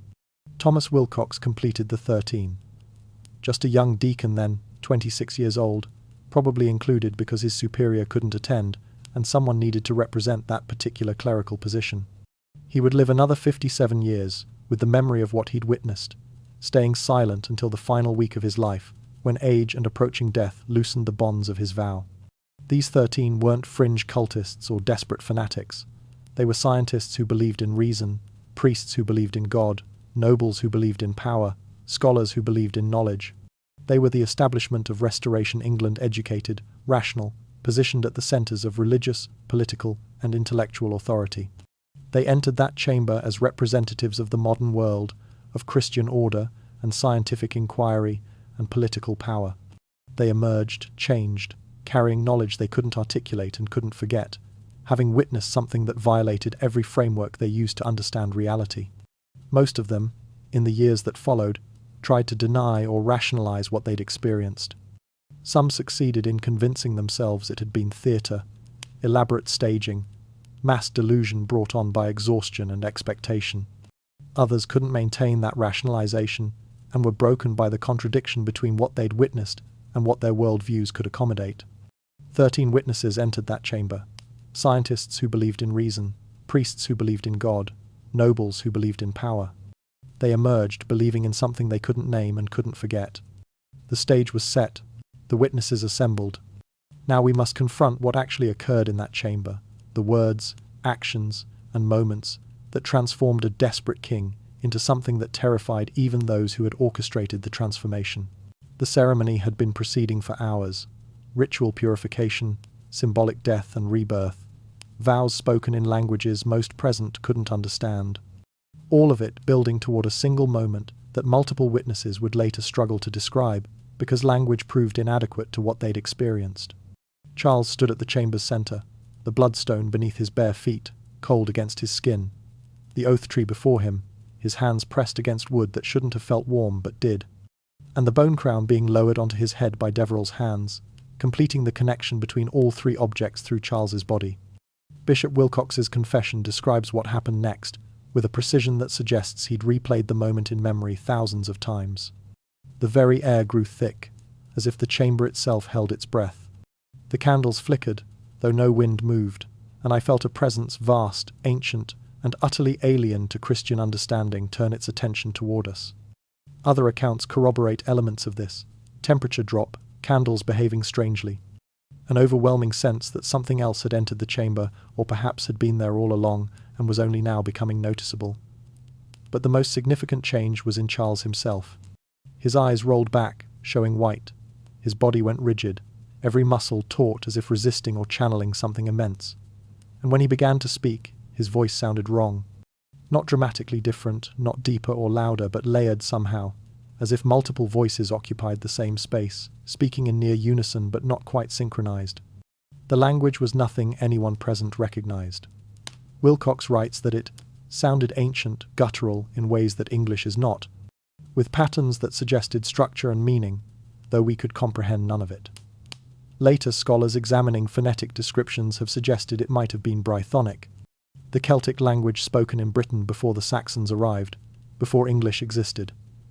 But this is speculation based on fragmentary accounts by witnesses who didn't understand what they were hearing. More disturbing than the unknown language was what Charles said when he briefly lapsed into English. He described battles that had occurred centuries before, giving details about terrain and tactics that no educated person in 1666 could have known. He named kings from the Saxon period, whose existence wasn't confirmed by historians until archaeological discoveries in the 20th century. He spoke with authority about events hundreds of years in the past, as if he'd witnessed them directly, as if memory itself had collapsed and he was experiencing England's entire history simultaneously. Wilcox's phrase captures what witnesses felt. Charles was not remembering, but experiencing. The ceremony had somehow collapsed the boundary between past and present, making Charles simultaneously in that chamber, and at every significant moment in England's history, he was experiencing time not linearly, but as a single vast present, where all of England's moments existed together. This lasted perhaps 10 minutes, though witnesses disagreed about duration. Time itself seemed unreliable in that space, moving sometimes quickly and sometimes slowly, refusing to maintain its normal flow. Then Charles collapsed. The bone crown fell from his head and shattered against stone. Later accounts mention that it broke despite being harder than any bone should be. When Charles revived moments later, helped to his feet by the physicians who'd been monitoring his condition, he was changed in ways beyond his disturbed mental state. Witnesses described marks appearing on his skin, symbols that matched carvings on the oath tree, visible only in certain light or from certain angles. They appeared primarily on his hands and feet, the places where he'd made contact with the ritual objects. Charles himself claimed he could feel them constantly afterward, like brands that never quite healed. But the deepest change wasn't visible. Charles spoke differently about England after the ceremony, not as territory he ruled but as extension of himself, as if the distinction between king and kingdom had been erased. And he knew things he shouldn't have known, displayed awareness of events across his realm that no messenger had reported. For 10 minutes, Charles II stopped being only Charles II.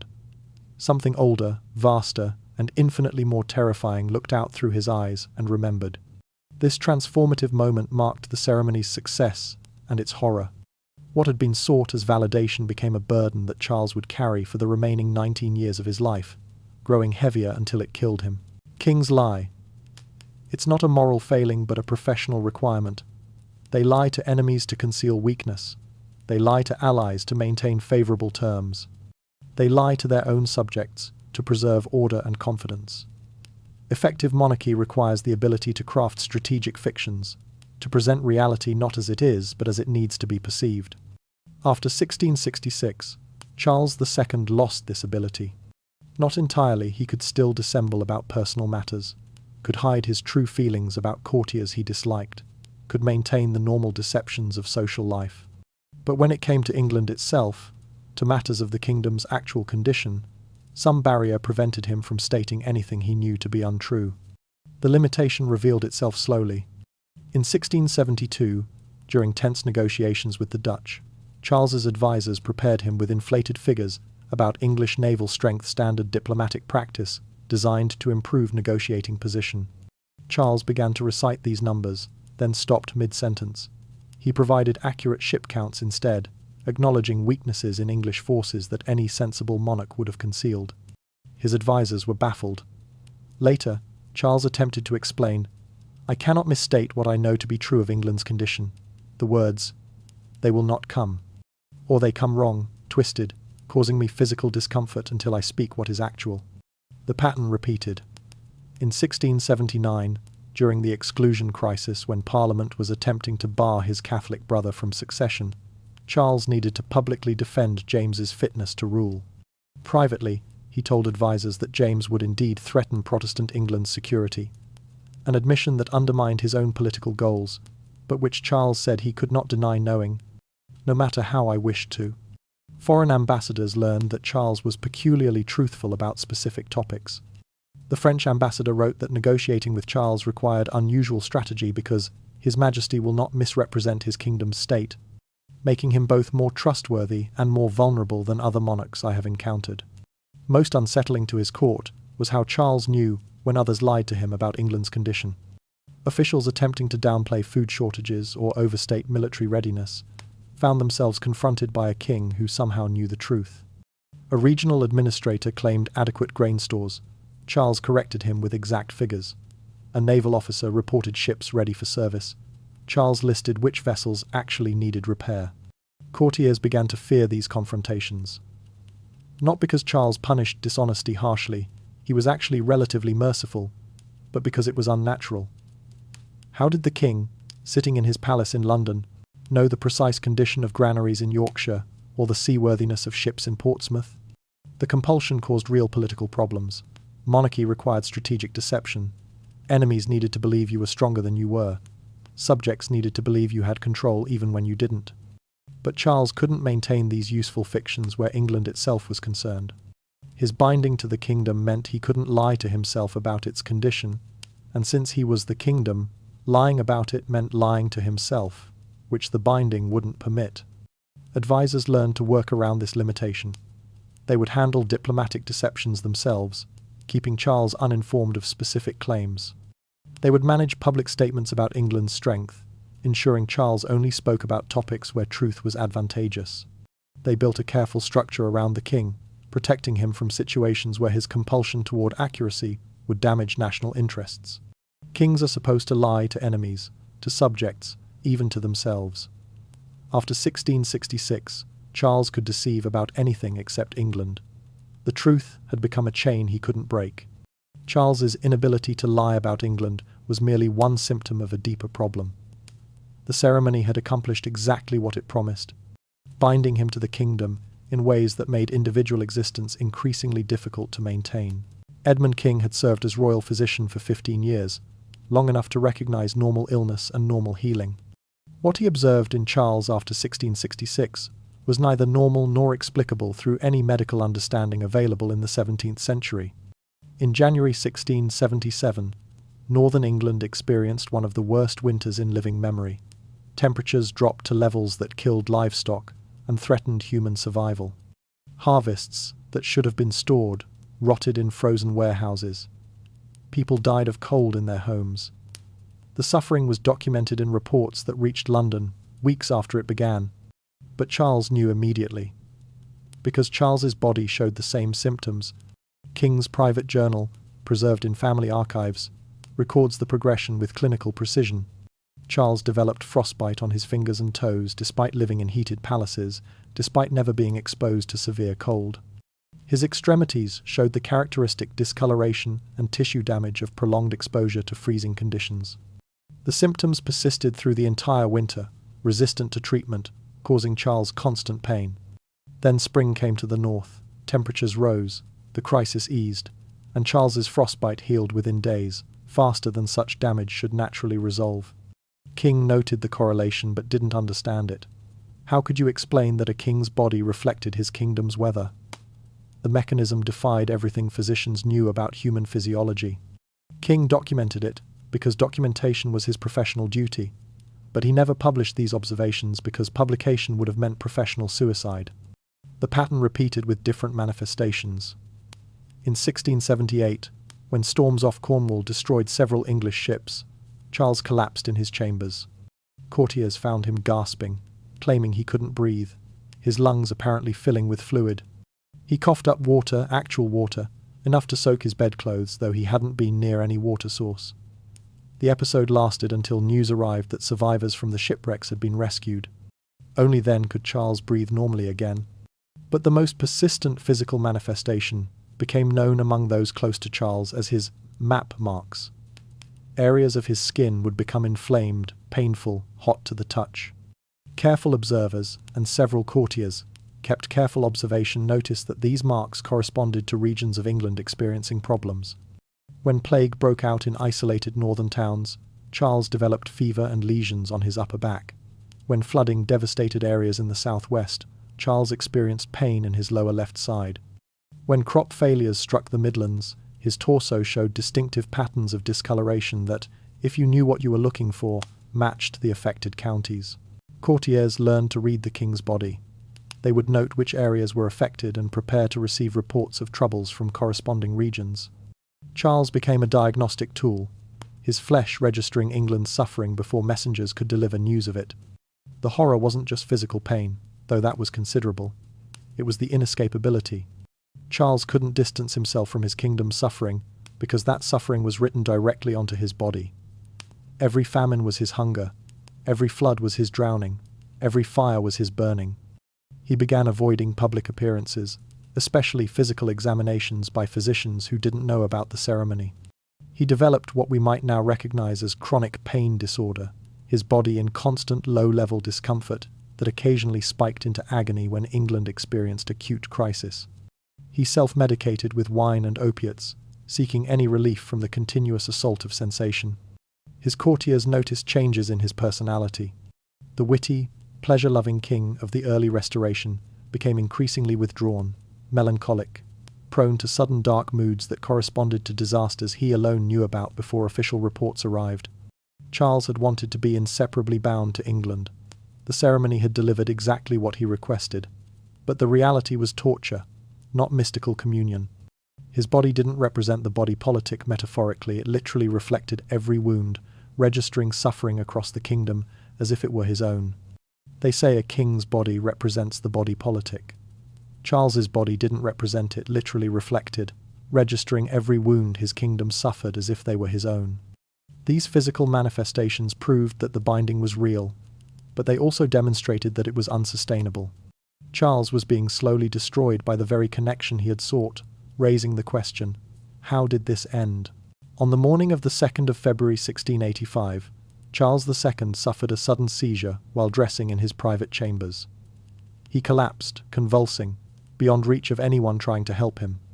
By the time physicians arrived, he was unconscious, his breathing shallow, his pulse erratic. For 4 days he lingered, drifting between unconsciousness and brief moments of terrible clarity. The physicians tried everything: bleeding, purging, administering compounds that 17th century medicine considered effective, but which probably hastened his death rather than preventing it. They recorded every symptom meticulously, and those records revealed details that the official cause of death, apoplexy, what we'd now call stroke, doesn't fully explain. Charles's body temperature fluctuated wildly, cycling from fever to chill and back without pattern. He experienced pain in areas where physicians could find no physical cause. His pulse sometimes raced, sometimes slowed to barely detectable, sometimes seemed to pause entirely before resuming. Several doctors noted these anomalies, but couldn't interpret them within any medical framework they possessed. Most strangely, multiple observers reported that Charles's skin showed marks during his final days, patterns that several witnesses claimed resembled a map of England, visible for moments before fading. Whether this was hallucination induced by stress and exhaustion, or whether something was actually appearing on the dying king's flesh, the consistency of independent accounts suggests observers saw something, even if they couldn't agree on exactly what. Charles's final words were recorded by several people present, with minor variations in their accounts. But most agree on one phrase: at last, separated. Courtiers interpreted this as referring to separation from his mistresses, whom Charles had loved throughout his life. But James, Duke of York, standing at his brother's bedside, understood differently. The separation Charles meant was the severing of the bond formed 19 years earlier in an underground chamber. Charles died on the 6th of February 1685 at approximately noon. Within hours, accounts began arriving from across England, reports that something had shifted at that exact moment. A sudden stillness in the air. Wind that had been blowing simply stopped, briefly, before resuming. People described a feeling they couldn't articulate, as if something that had been present had suddenly withdrawn. These reports might be dismissed as retrospective invention, people creating significance after learning of the king's death. Except that some accounts were written before news of Charles's death had reached the writers. A merchant in York noted in his diary a strange cessation, as if the kingdom held its breath at noon on February 6th, then learned hours later that the king had died at exactly that time. James II, now king, moved quickly. He ordered the destruction of any remaining objects connected to the 1666 ceremony. He forbade anyone from ever discussing that night, reinforcing the silence with threats that everyone understood were serious. His brief 3-year reign was marked by rigid religiosity, perhaps overcompensation for his participation in what he considered a damning act. Charles II died on the 6th of February 1685. But something else died with him, something that had been ancient when Christianity was young, that had bound kings to kingdoms, that should never have been revived, and that would never be attempted again. Charles's death ended the binding, but not the questions it raised. In the centuries since, scholars and seekers have tried to understand what the ceremony revealed about power, sovereignty, and the price of truly belonging to something larger than oneself. They tried to destroy the objects that crowned the last true king. But some things are too old, too tied to the land itself, to be simply unmade. So they scattered them instead, hoping distance would accomplish what fire couldn't. The bone crown, the bloodstone, the oath tree, 3 objects central to the ceremony that bound Charles to England. After the systematic suppression began, these artifacts became problems that needed solving. They couldn't simply be left to exist. Too much risk that someone would find them, recognize them, attempt something dangerous. But they also couldn't be destroyed. Multiple accounts suggest that attempts at destruction failed, under circumstances witnesses described as unnatural. A fire that wouldn't burn the oath tree despite consuming everything around it. A hammer that shattered against the bloodstone, leaving the stone unmarked. The bone crown that allegedly caused severe illness to anyone who tried to break it with intent to destroy. Whether these stories reflect genuine supernatural resistance, or simply the psychological reluctance of people ordered to destroy objects they considered sacred, the result was the same. The artifacts survived initial destruction attempts, so alternative methods were required. The bone crown's fate is perhaps best documented. According to several sources from the late 1662s, the crown was eventually shattered, not destroyed, but broken into pieces that were then distributed to different locations. The logic was that the crown's power derived from being complete. As fragments scattered across distances, it became merely ancient bone without unified purpose. One piece reportedly went to Edinburgh, where it was buried beneath the foundations of a building constructed in 1673. Another fragment allegedly travelled to Anglesey in Wales, placed in a sealed lead container, and dropped into a bog where organic preservation would keep it intact, but inaccessible. A third piece supposedly went to Ireland, though the specific location was never recorded, or the record was lost. The story might end there, filed away as historical curiosity, except for what happened in 1926.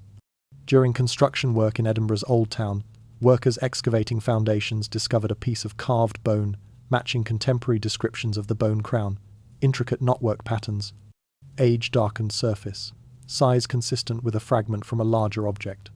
The piece was sent to the City Museum, catalogued, and displayed briefly in 1929. Then it disappeared.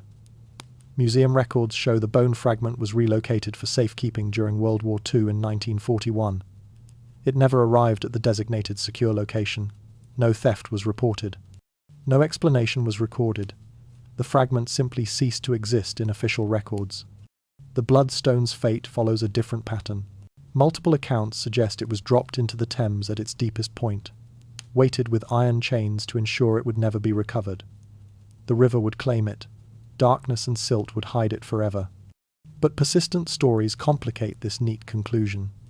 Fishermen occasionally report finding unusual iron ore stones with reddish markings in the Thames. These stones then mysteriously disappear from their possession, lost, stolen, or simply vanishing without explanation.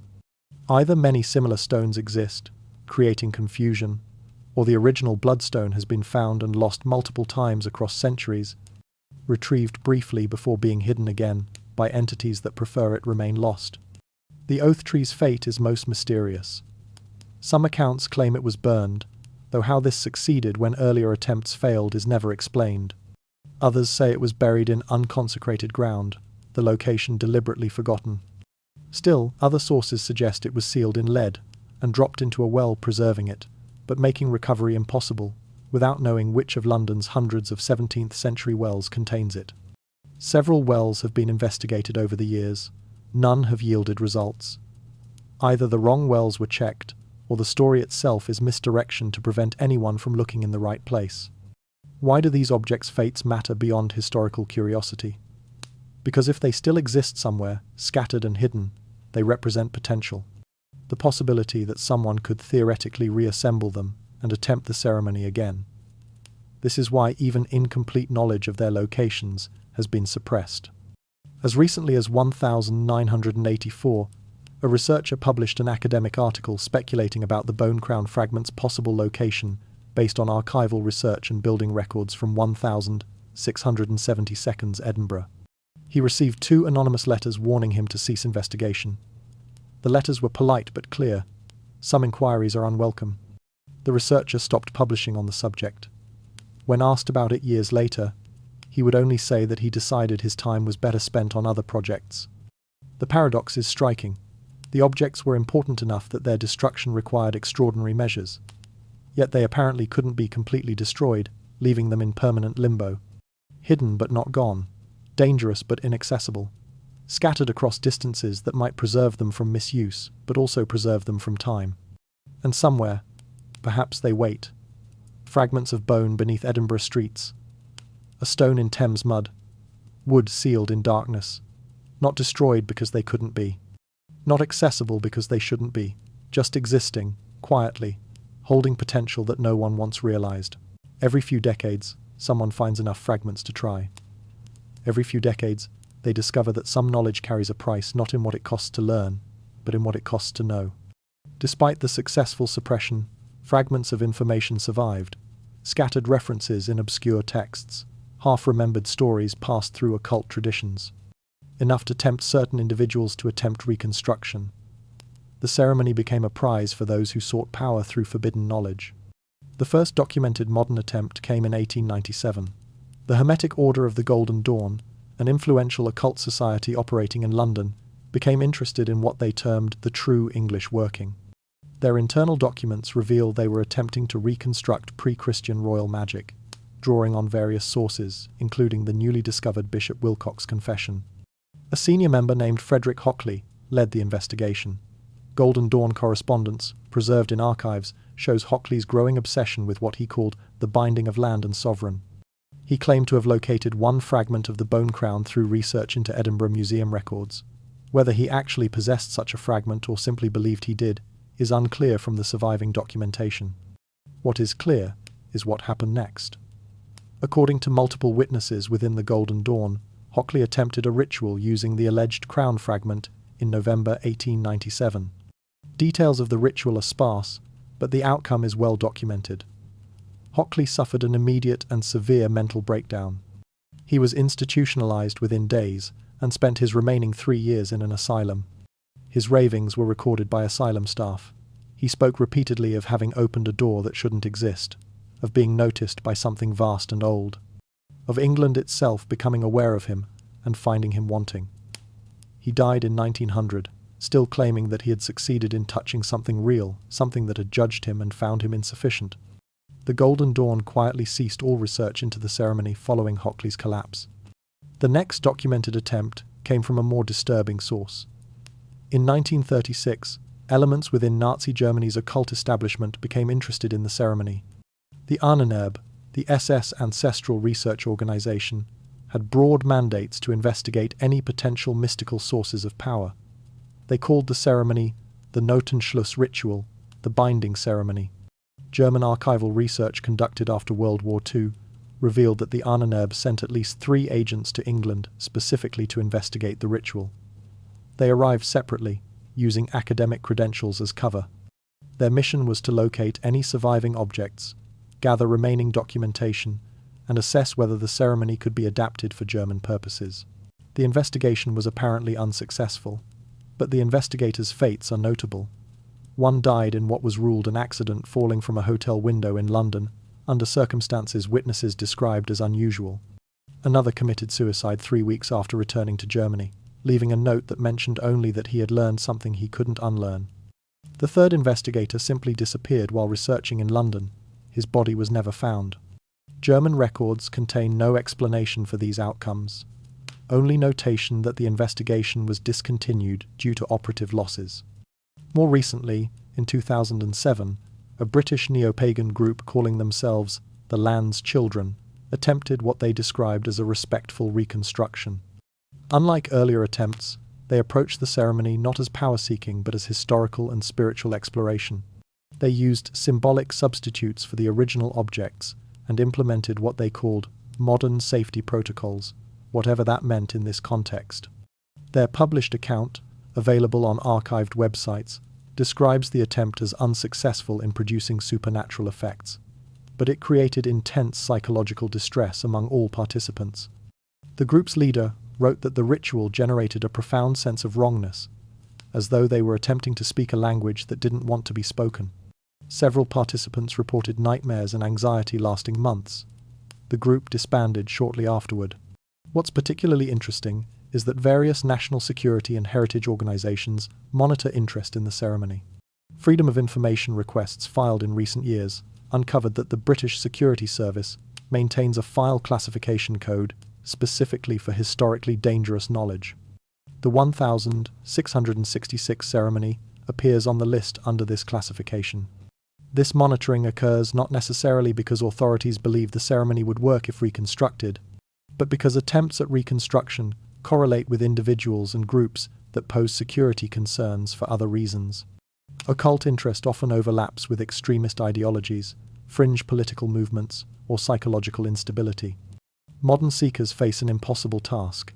The ceremony required specific objects now lost or destroyed, specific knowledge deliberately suppressed, and perhaps most importantly, a historical context, a desperate king willing to surrender everything that cannot be recreated by enthusiasts in the 21st century. Yet, the attempts continue.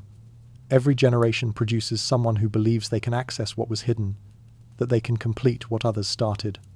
That power can be theirs through the right combination of will, knowledge, and transgression. They discover, invariably, that some doors are closed for reasons, and that the closing itself was mercy. The ceremony was buried because it asked a question that monarchies, democracies, and every other government since then has refused to answer. What if real legitimacy requires real sacrifice? What if you can't just rule, you have to become? The suppression was about more than eliminating a strange ritual. It was about suppressing a fundamentally different conception of kingship and sovereignty, an alternative philosophy that threatened the entire structure of political authority as it was developing in the 17th century.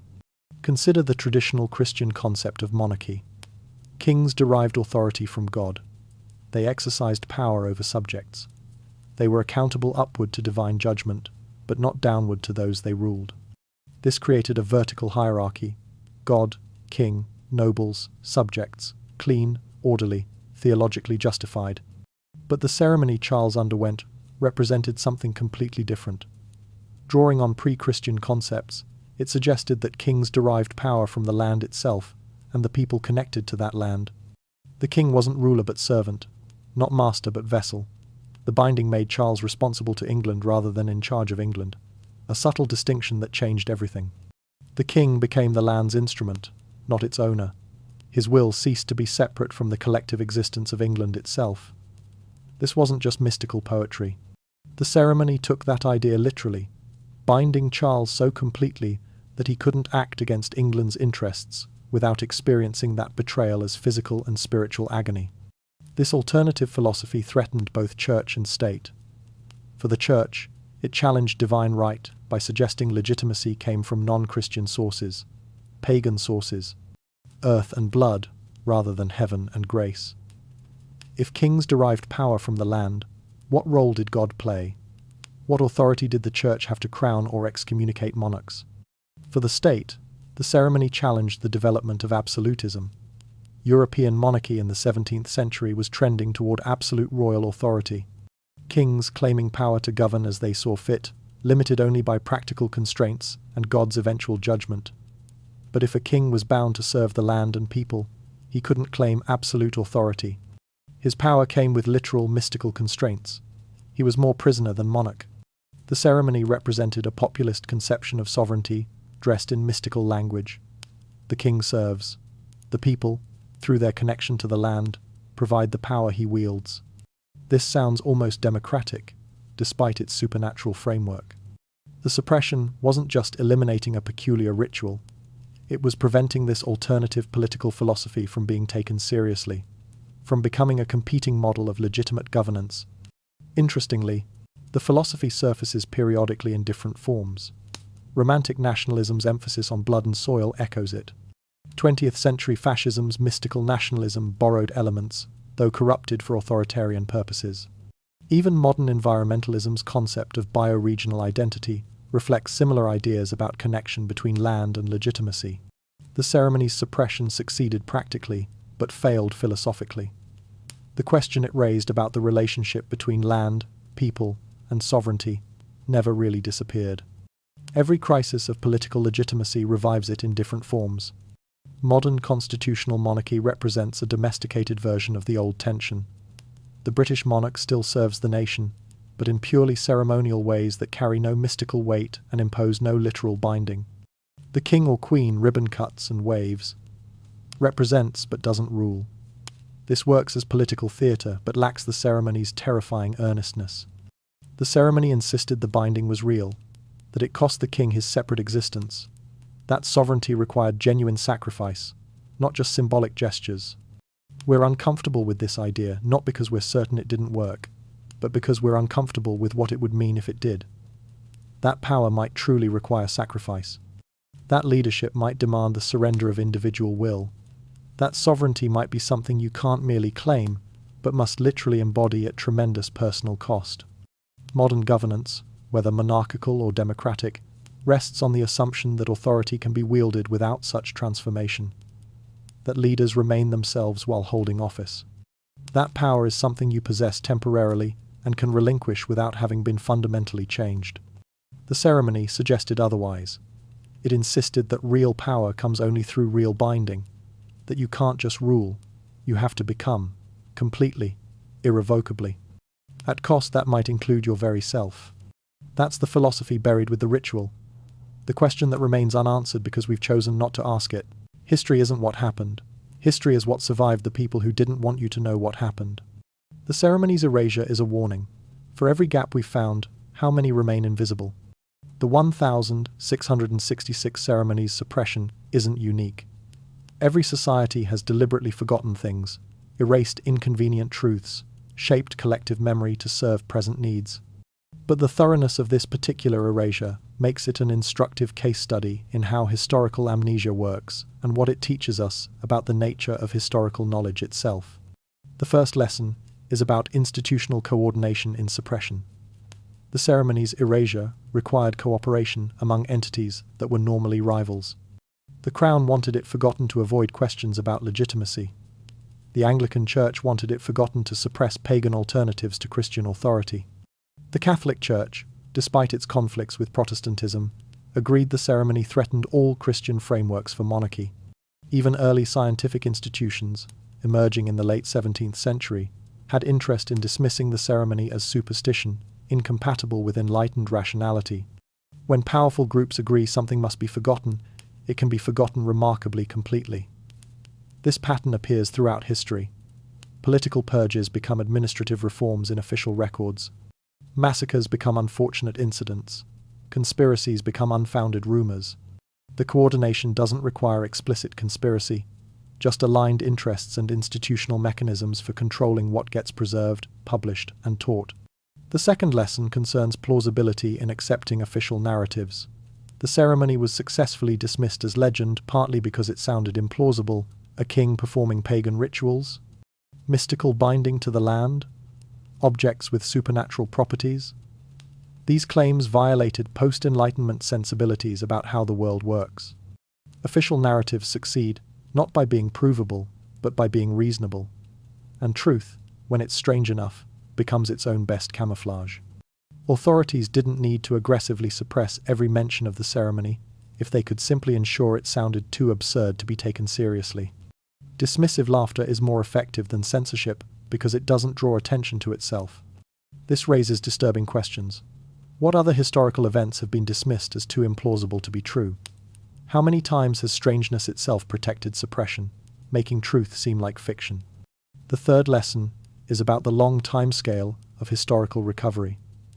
It took roughly 250 years for serious scholarship to begin recovering the ceremony's reality.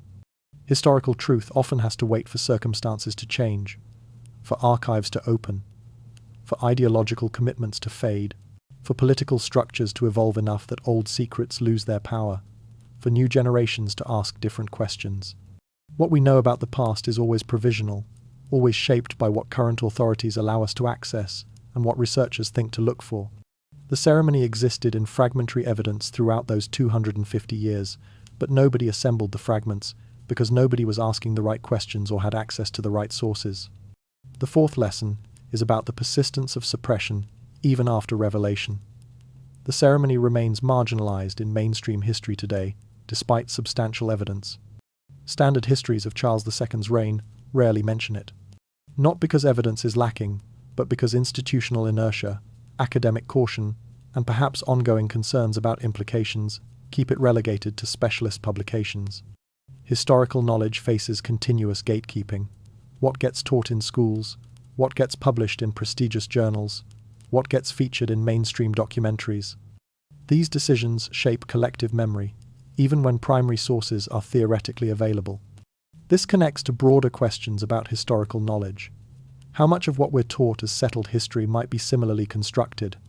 What other gaps exist in our understanding, gaps we haven't noticed because we're not looking for them? The ceremony matters not just for what it reveals about Charles II, but for what it reveals about the construction of historical knowledge itself. Every historical narrative is curated, edited, and shaped by those with power to decide what's remembered and what's forgotten. Understanding this doesn't mean descending into complete skepticism, where all historical claims are equally doubtful. Evidence still matters. Methodology still matters. But it does mean approaching all historical claims with appropriate caution, recognizing that absence of evidence isn't always evidence of absence. Sometimes it's evidence of successful suppression. The ceremony's erasure is a warning.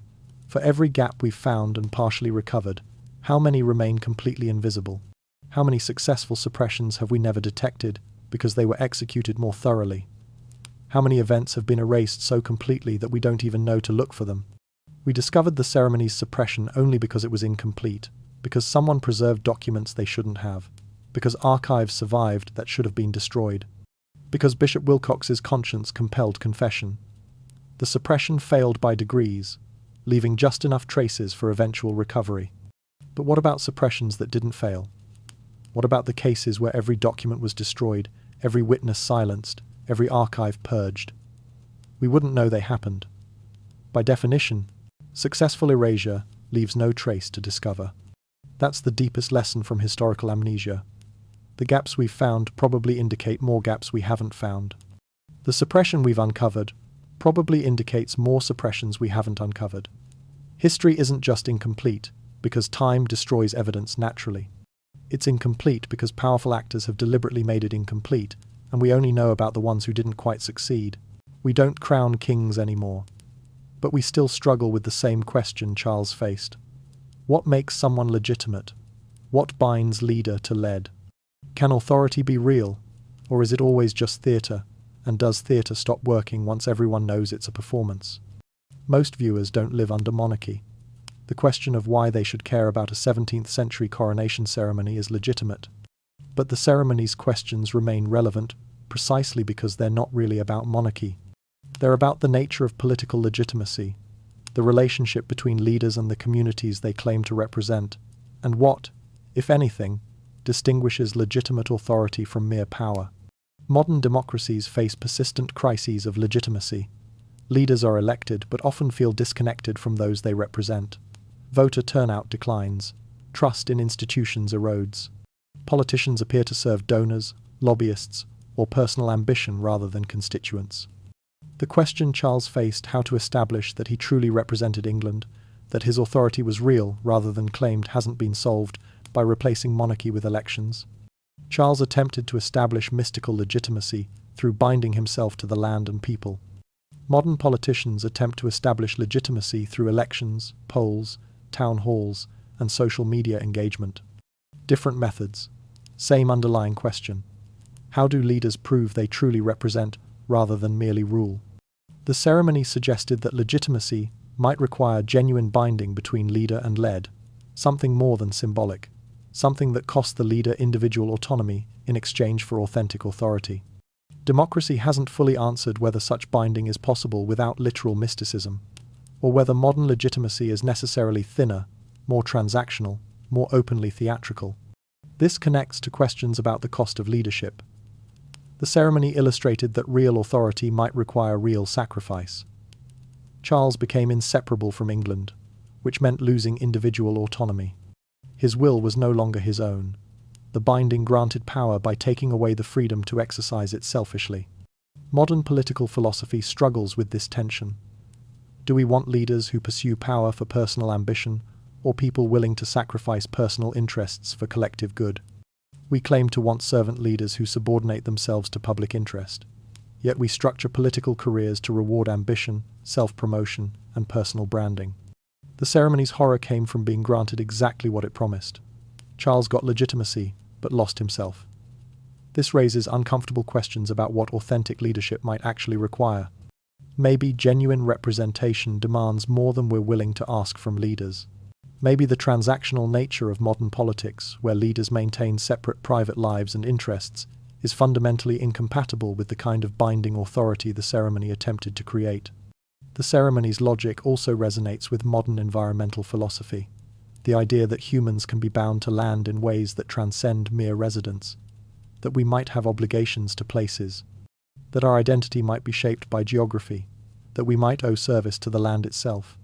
These concepts appear throughout modern environmentalism: bioregional identity, indigenous land relationships, deep ecology. The ceremony literalized what environmentalists express, metaphorically, that connection to place can be profound enough to reshape individual identity and impose obligations that override personal convenience. The ceremony also speaks to modern distrust of institutions and recurring attempts to find authority or power outside conventional systems. Charles sought legitimacy outside crown, church, and parliament through direct connection to England itself. Every populist movement echoes this impulse. Every appeal to authentic connection between leader and people. Every claim that establishment institutions have lost touch with real citizens. Populism's recurring promise is that true leaders can bypass institutional mediation and directly represent the people. The ceremony attempted exactly this, creating authority through mystical direct connection rather than institutional processes. Both face the same challenge. How do you verify that claimed connection is real? How do you prevent demagogues from exploiting the language of authentic representation while serving only themselves? Modern societies haven't moved past the questions the ceremony raised. We've just changed the language we use to discuss them. We still argue about what makes authority legitimate. What relationship should exist between leaders and communities? What obligations power creates? Whether there's such thing as natural or authentic leadership as opposed to purely constructed institutional roles. The ceremony's suppression was partly about refusing to seriously engage with these questions, about pretending that legitimacy is simple, that power is clearly defined, that the relationship between leaders and led is straightforward. But the persistent relevance of these questions suggests that suppression failed philosophically even as it succeeded practically. We eliminated the ceremony, but not the uncertainties it addressed. We dismissed the ritual, but not the yearning for something more than theatrical authority. We erased the practice, but not the suspicion that legitimate power might require more than elections and legal procedures can provide. Charles's desperation to establish real legitimacy through mystical binding reflects anxieties that haven't disappeared. If anything, they've intensified as traditional sources of authority, religion, tradition, institutional prestige have weakened. We live in a crisis of legitimacy, where everyone questions everyone else's authority, and nobody knows how to establish claims that others will accept. The ceremony offered one answer, strange and terrible, to that crisis. We rejected the answer, but we haven't found a better one. They erased the ceremony to protect stability, to prevent chaos, to maintain the order that eventually gave us modern democracy. But erasure itself is violence, violence against truth, against memory, against the possibility of learning from uncomfortable history. Who was right? Setting aside whether the ceremony worked in any supernatural sense, were the authorities who suppressed it justified in doing so? This is a serious moral and political question, not one with obvious answers. The case for suppression deserves consideration. From 17th century authorities' perspective, the ceremony posed multiple dangers. Religiously, it suggested that Christian frameworks weren't necessary for legitimate monarchy, threatening the ideological foundation of church authority. Both Anglican and Catholic churches depended on the idea that kings ruled by divine right, with ecclesiastical blessing conferring or confirming legitimacy. The ceremony offered an alternative: pre-Christian, pagan, independent of church approval. Politically, the ceremony suggested legitimacy came from sources outside Parliament and law. This could potentially justify absolutism. A king bound mystically to England might claim authority superseding legal constraints.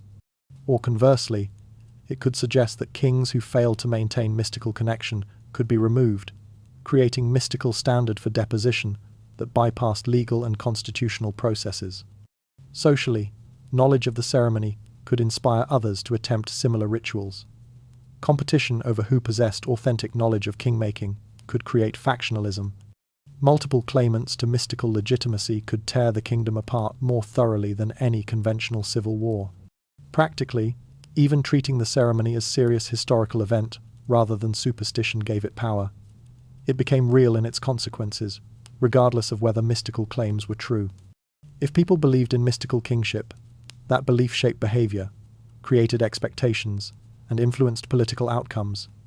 The authorities who ordered suppression may have been doing their job, protecting social stability, preventing religious conflict, maintaining the developing constitutional settlement that would eventually create modern British government. The ceremony threatened all of this. Erasing it preserved the possibility of evolution toward constitutional monarchy, religious tolerance, and eventually parliamentary democracy. But the case against suppression is equally compelling. Epistemically, suppressing knowledge because it's inconvenient or dangerous sets a precedent for erasing anything that threatens power. Who decides what's too dangerous to know? By what criteria? With what accountability? The power to erase history is the power to control how present circumstances are understood and justified. Historically, erasure means future generations can't learn from the past, can't understand the full complexity of how present institutions developed. We need uncomfortable history precisely because it reveals that our current arrangements aren't inevitable, natural, or the only possibility. Suppressing the ceremony meant suppressing evidence that legitimacy has been understood differently, that alternatives to current systems have existed, that the present is constructed rather than discovered. Philosophically, the suppression implied that certain questions shouldn't be asked, that some challenges to authority are so threatening they must be eliminated rather than answered. This is intellectually coercive, using power to prevent inquiry rather than engaging with difficult questions honestly. The tension is real. Maybe the suppression was wrong in principle but right in practice. Maybe preserving social stability required sacrificing historical truth. Maybe the authorities made a terrible choice that was nonetheless the least terrible option available. Or maybe it's the opposite. Maybe the suppression was understandable in practice but wrong in principle. Maybe short-term stability purchased through erasure creates long-term problems by establishing that power can rewrite reality when convenient. There may be no clear answer. Only uncomfortable recognition that institutional power sometimes uses suppression to preserve stability. And sometimes that stability is worth preserving. And sometimes the cost of preservation is too high. And we can't always tell which situation we're in. This question about the ceremony's suppression is really a question about our own time. When, if ever, is it acceptable to deliberately forget history? Who gets to decide? What do we lose when we prioritize present comfort over historical truth? Modern societies face these questions constantly. Whether to publicize security information, whether to restrict access to dangerous knowledge, whether to teach uncomfortable histories in schools. The 1,666 ceremonies suppression is an extreme case that illuminates ongoing dilemmas. Maybe the most important lesson isn't whether suppression was justified, but that it happened at all. That we live in a world where powerful institutions can make events practically disappear. We only know about this case because suppression was incomplete. How many other suppressions were more successful? How much history have we lost without knowing it's missing? Every documentary makes a choice. What stories deserve to be told? This one exists because some stories insist on being remembered, regardless of who tried to make them forget. Assembling this documentary required navigating complex ethical questions about publicizing information that some institutions still prefer remain obscure. That sentence deserves unpacking, because it reflects the ongoing tension between historical transparency and institutional preference for selective memory. During research, several archives were reluctant to provide full access to relevant documents. Some cited preservation concerns. Researchers interpreted these explanations as continued institutional discomfort with the topic. Documents from the 1,660 seconds are routinely accessed for scholarship. When specific files about the 1,666 ceremony faced additional restrictions, the pattern became clear. 3.5 centuries after the event, some entities still prefer this history stay marginalized. This documentary exists despite that preference, guided by an ethical framework worth explaining explicitly. First principle: historical transparency. Once sufficient time has passed and people directly involved are long dead, historical truth should be accessible regardless of institutional preferences. The ceremony occurred over 350 years ago. Whatever legitimate reasons existed for contemporary suppression no longer apply. No living person's safety depends on this secret. No active political negotiation would be compromised by revelation. The justification for continued obscurity rests entirely on institutional inertia and perhaps concern about implications rather than concrete harm. Second principle: educational value. Understanding how historical erasure works has value for contemporary viewers navigating an information landscape filled with contested narratives. The ceremony provides a case study in how powerful institutions shape collective memory, not as abstract theory, but as documented practice. Viewers who understand these mechanisms become more sophisticated consumers of historical claims generally. Third principle: contextual responsibility. Presenting this material requires careful framing to avoid sensationalism, conspiracy thinking, or trivializing serious historical research. The documentary has attempted this through extensive citation, acknowledgement of ambiguity, and refusal to make claims beyond what evidence supports. Responsible presentation is the appropriate response to sensitive material, not continued suppression. The story matters on multiple levels. For historians, it illuminates a poorly understood period and demonstrates how much remains unknown about even well-documented eras. For those interested in political philosophy, it provides a concrete case study of alternative concepts of sovereignty and legitimacy. For general audiences, it's simply remarkable, a story combining mystery, power, and genuine historical intrigue. But concerns about publicizing this material deserve acknowledgement. Could it inspire misguided attempts at reconstruction? Possibly, though modern seekers face insurmountable obstacles as discussed earlier. Might it be misappropriated by groups with concerning ideologies about blood, land, and nationalism? Perhaps, though any historical material can be misused, and the solution is better education, not suppression. Does responsible presentation that emphasizes historical context and acknowledges ambiguity mitigate these risks sufficiently? This documentary operates on that assumption. Contemporary scholars of esotericism and historians of the monarchy generally agree the story should be more widely known, though they disagree about interpretations. Some see evidence of genuine pre-Christian survival into modern times. Others interpret it as desperate political theatre that contemporaries misunderstood. Still others view it as an important example of how mysticism and politics intersected in the 17th century. These competing interpretations are healthy. They indicate serious scholarly engagement rather than dismissal. This documentary doesn't claim to provide definitive answers about what really happened in mystical terms. Whether Charles truly became bound to England in any supernatural sense remains unprovable. What the documentary does claim is that something happened, that it was suppressed, and that understanding this suppression teaches important lessons about power, memory, and historical knowledge. The documentary's existence is an act of historical recovery, bringing back into conversation an event that powerful institutions tried to erase.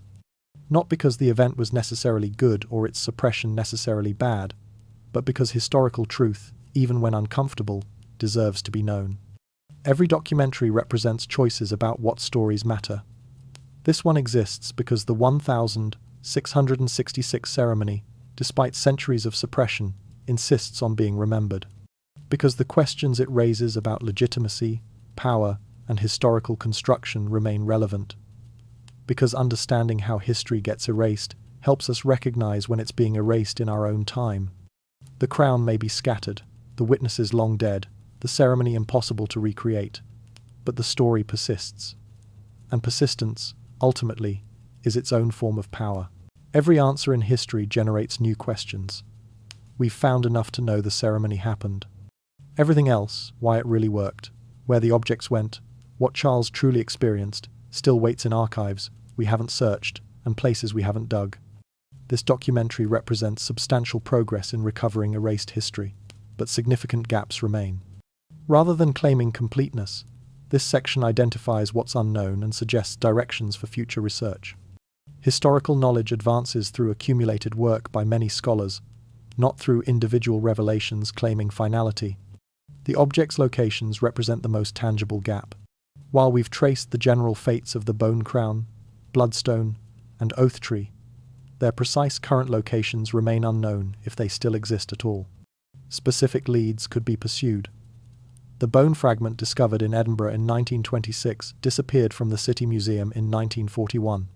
Museum records from that period are incomplete due to wartime disruption, but they exist. Systematic archival work might trace what happened, whether the fragment was destroyed, stolen, relocated, or simply mislabeled and lost in storage. Edinburgh City records, museum correspondence, and wartime evacuation documentation could all yield information. The bloodstone, allegedly dropped in the Thames, might be traceable through dredging records. The Thames has been extensively dredged for centuries. Records exist of unusual objects recovered. Cross-referencing these records with descriptions of the stone and analysing patterns in where unusual iron ore items have been found could narrow search areas. Modern metal detection and underwater archaeology techniques could then be applied. The oath tree's possible location in sealed London wells represents an archaeological challenge. Ground-penetrating radar, analysis of London's known Roman-era ruins, and comparison with contemporary descriptions could potentially identify specific locations worth excavating. However, obstacles are significant. Such excavation would be expensive. Permissions might not be granted given the topic's sensitivity. Even if conducted, excavation might reveal nothing definitive. Additional witnesses represent another gap. The documentary has identified 13 people who allegedly attended the ceremony, but fragmentary references suggest additional observers. Private family papers that haven't been systematically examined might contain relevant material. Private collections often hold materials never deposited in official archives. Systematic research into families connected to Charles's court, particularly minor courtiers and servants, whose papers are less likely to have been professionally archived, might yield additional accounts. Comparative European research offers intriguing possibilities. The documentary noted that other European monarchies have similar gaps in ceremonial records from the mid-17th century. This suggests the 1666 ceremony might have been part of a broader pattern rather than an isolated incident. Specific research directions could be pursued. Swedish royal archives from Queen Christina's reign deserve examination. Her abdication in 1654 followed unusual ceremonial circumstances that official records incompletely explain. Spanish Habsburg records contain gaps around succession ceremonies. French coronation documentation from Louis XIV's early reign has puzzling omissions. If similar suppressed ceremonies occurred elsewhere, this would dramatically change our understanding of 17th century European monarchy. It would suggest a widespread crisis of legitimacy that rulers addressed through pre-Christian rituals, subsequently suppressed to protect Christian monarchical ideology. Archaeological investigation of the ceremony's location represents another research direction. The underground chamber, where the ceremony allegedly occurred, might be locatable. London's Roman-era ruins are extensively mapped. Contemporary descriptions, while fragmentary, provide some spatial information. Combining archaeological site surveys with ground-penetrating radar and historical spatial analysis could potentially identify candidate locations.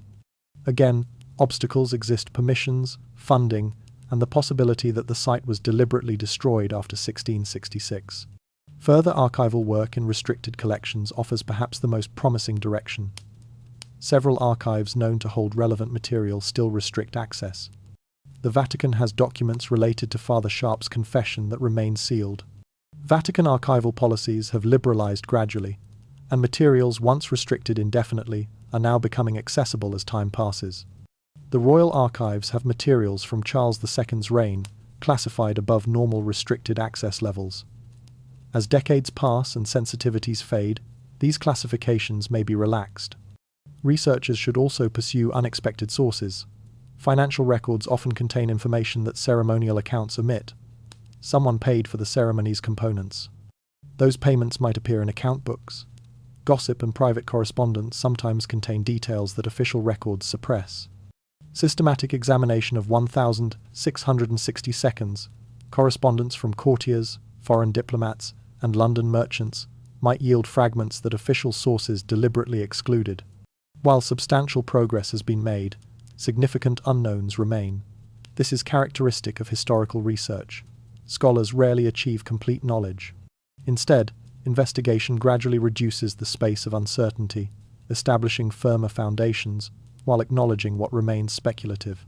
Future researchers might discover materials that contradict or complicate the story presented here. This would be welcome, not threatening.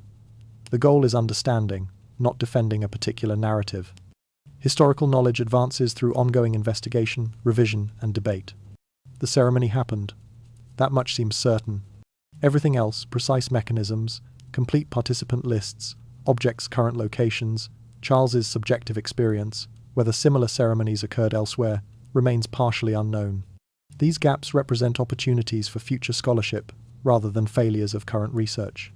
History is never finished, only abandoned temporarily until someone asks new questions or finds new sources. They deleted the ceremony from history, scattered its components, silenced its witnesses.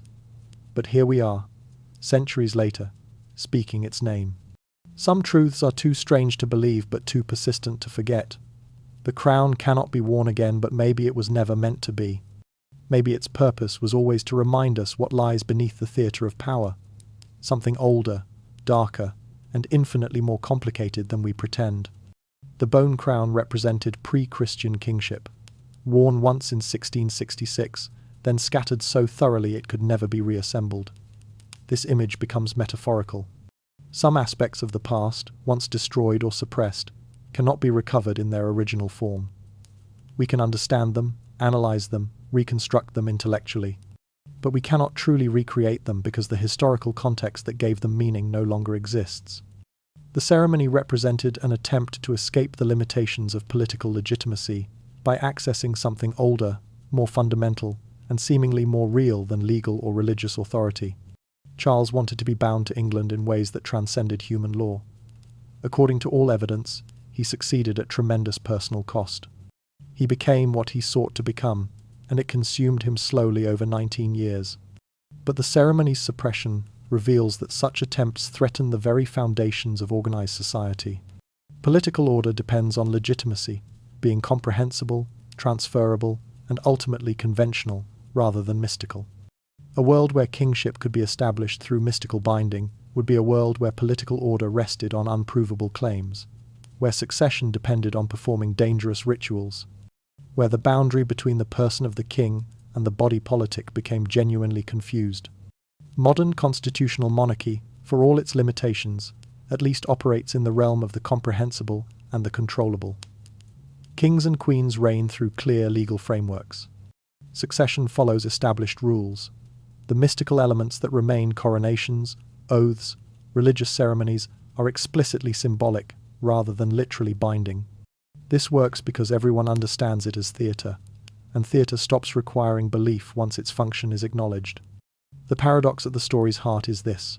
The ceremony apparently worked, proving that forms of power and legitimacy might exist outside conventional frameworks. But precisely because it worked, it had to be erased. A successful mystical binding proves too much. It suggests that legitimacy isn't simply constructed through human agreement, but might be accessed through other means. This is profoundly destabilizing to any political order based on rational legal authority. The ceremony's erasure teaches that history is always contested, always curated, always shaped by power. But incomplete erasure, the fragments that survived, teaches that truth has remarkable persistence. Total suppression is nearly impossible. Something always survives for those willing to look carefully enough. This should give us both caution about accepting official narratives and hope that even deliberately erased history can eventually be recovered. We should return finally to Charles himself, a complicated king who wanted legitimacy so desperately that he risked heresy and endured 19 years of mystical binding that may have slowly killed him. Was he brave or foolish, visionary or deluded? Perhaps he was deeply human, someone who wanted to be more than circumstance made him, who reached for something transcendent, who learned that sometimes getting what you want is worse than any failure. The Restoration made him king legally, but he wanted to be king truly. The ceremony promised that authenticity. It delivered, but the cost was everything that made him himself. We no longer live in a world where such ceremonies could be performed. The bone crown is scattered, the knowledge lost. the historical moment past. The mystical understanding that made the ceremony possible has been replaced by rational frameworks that deny such possibilities entirely. But the questions the ceremony raised remain urgent. Questions about legitimacy, about the relationship between leader and community, about the cost of authority, about what's hidden in our histories, about whether power's foundations are stranger than we typically acknowledge. Understanding this erased ceremony doesn't provide answers. It reminds us that easy answers are usually incomplete, that official narratives often hide as much as they reveal, that history, even when deliberately forgotten, eventually insists on being remembered. The crown cannot be worn again. The ceremony cannot be recreated. The past cannot be undone or fully recovered. But the story persists, carrying questions that every generation must answer differently. Questions about what makes authority legitimate, what price power demands, what we're willing to sacrifice for belonging, what truths we're willing to suppress for stability. These questions outlive kingdoms. They outlive suppressions. They outlive even the objects and rituals that once embodied them. The bone crown is scattered, but the question it represented, what binds leader to lead, remains whole.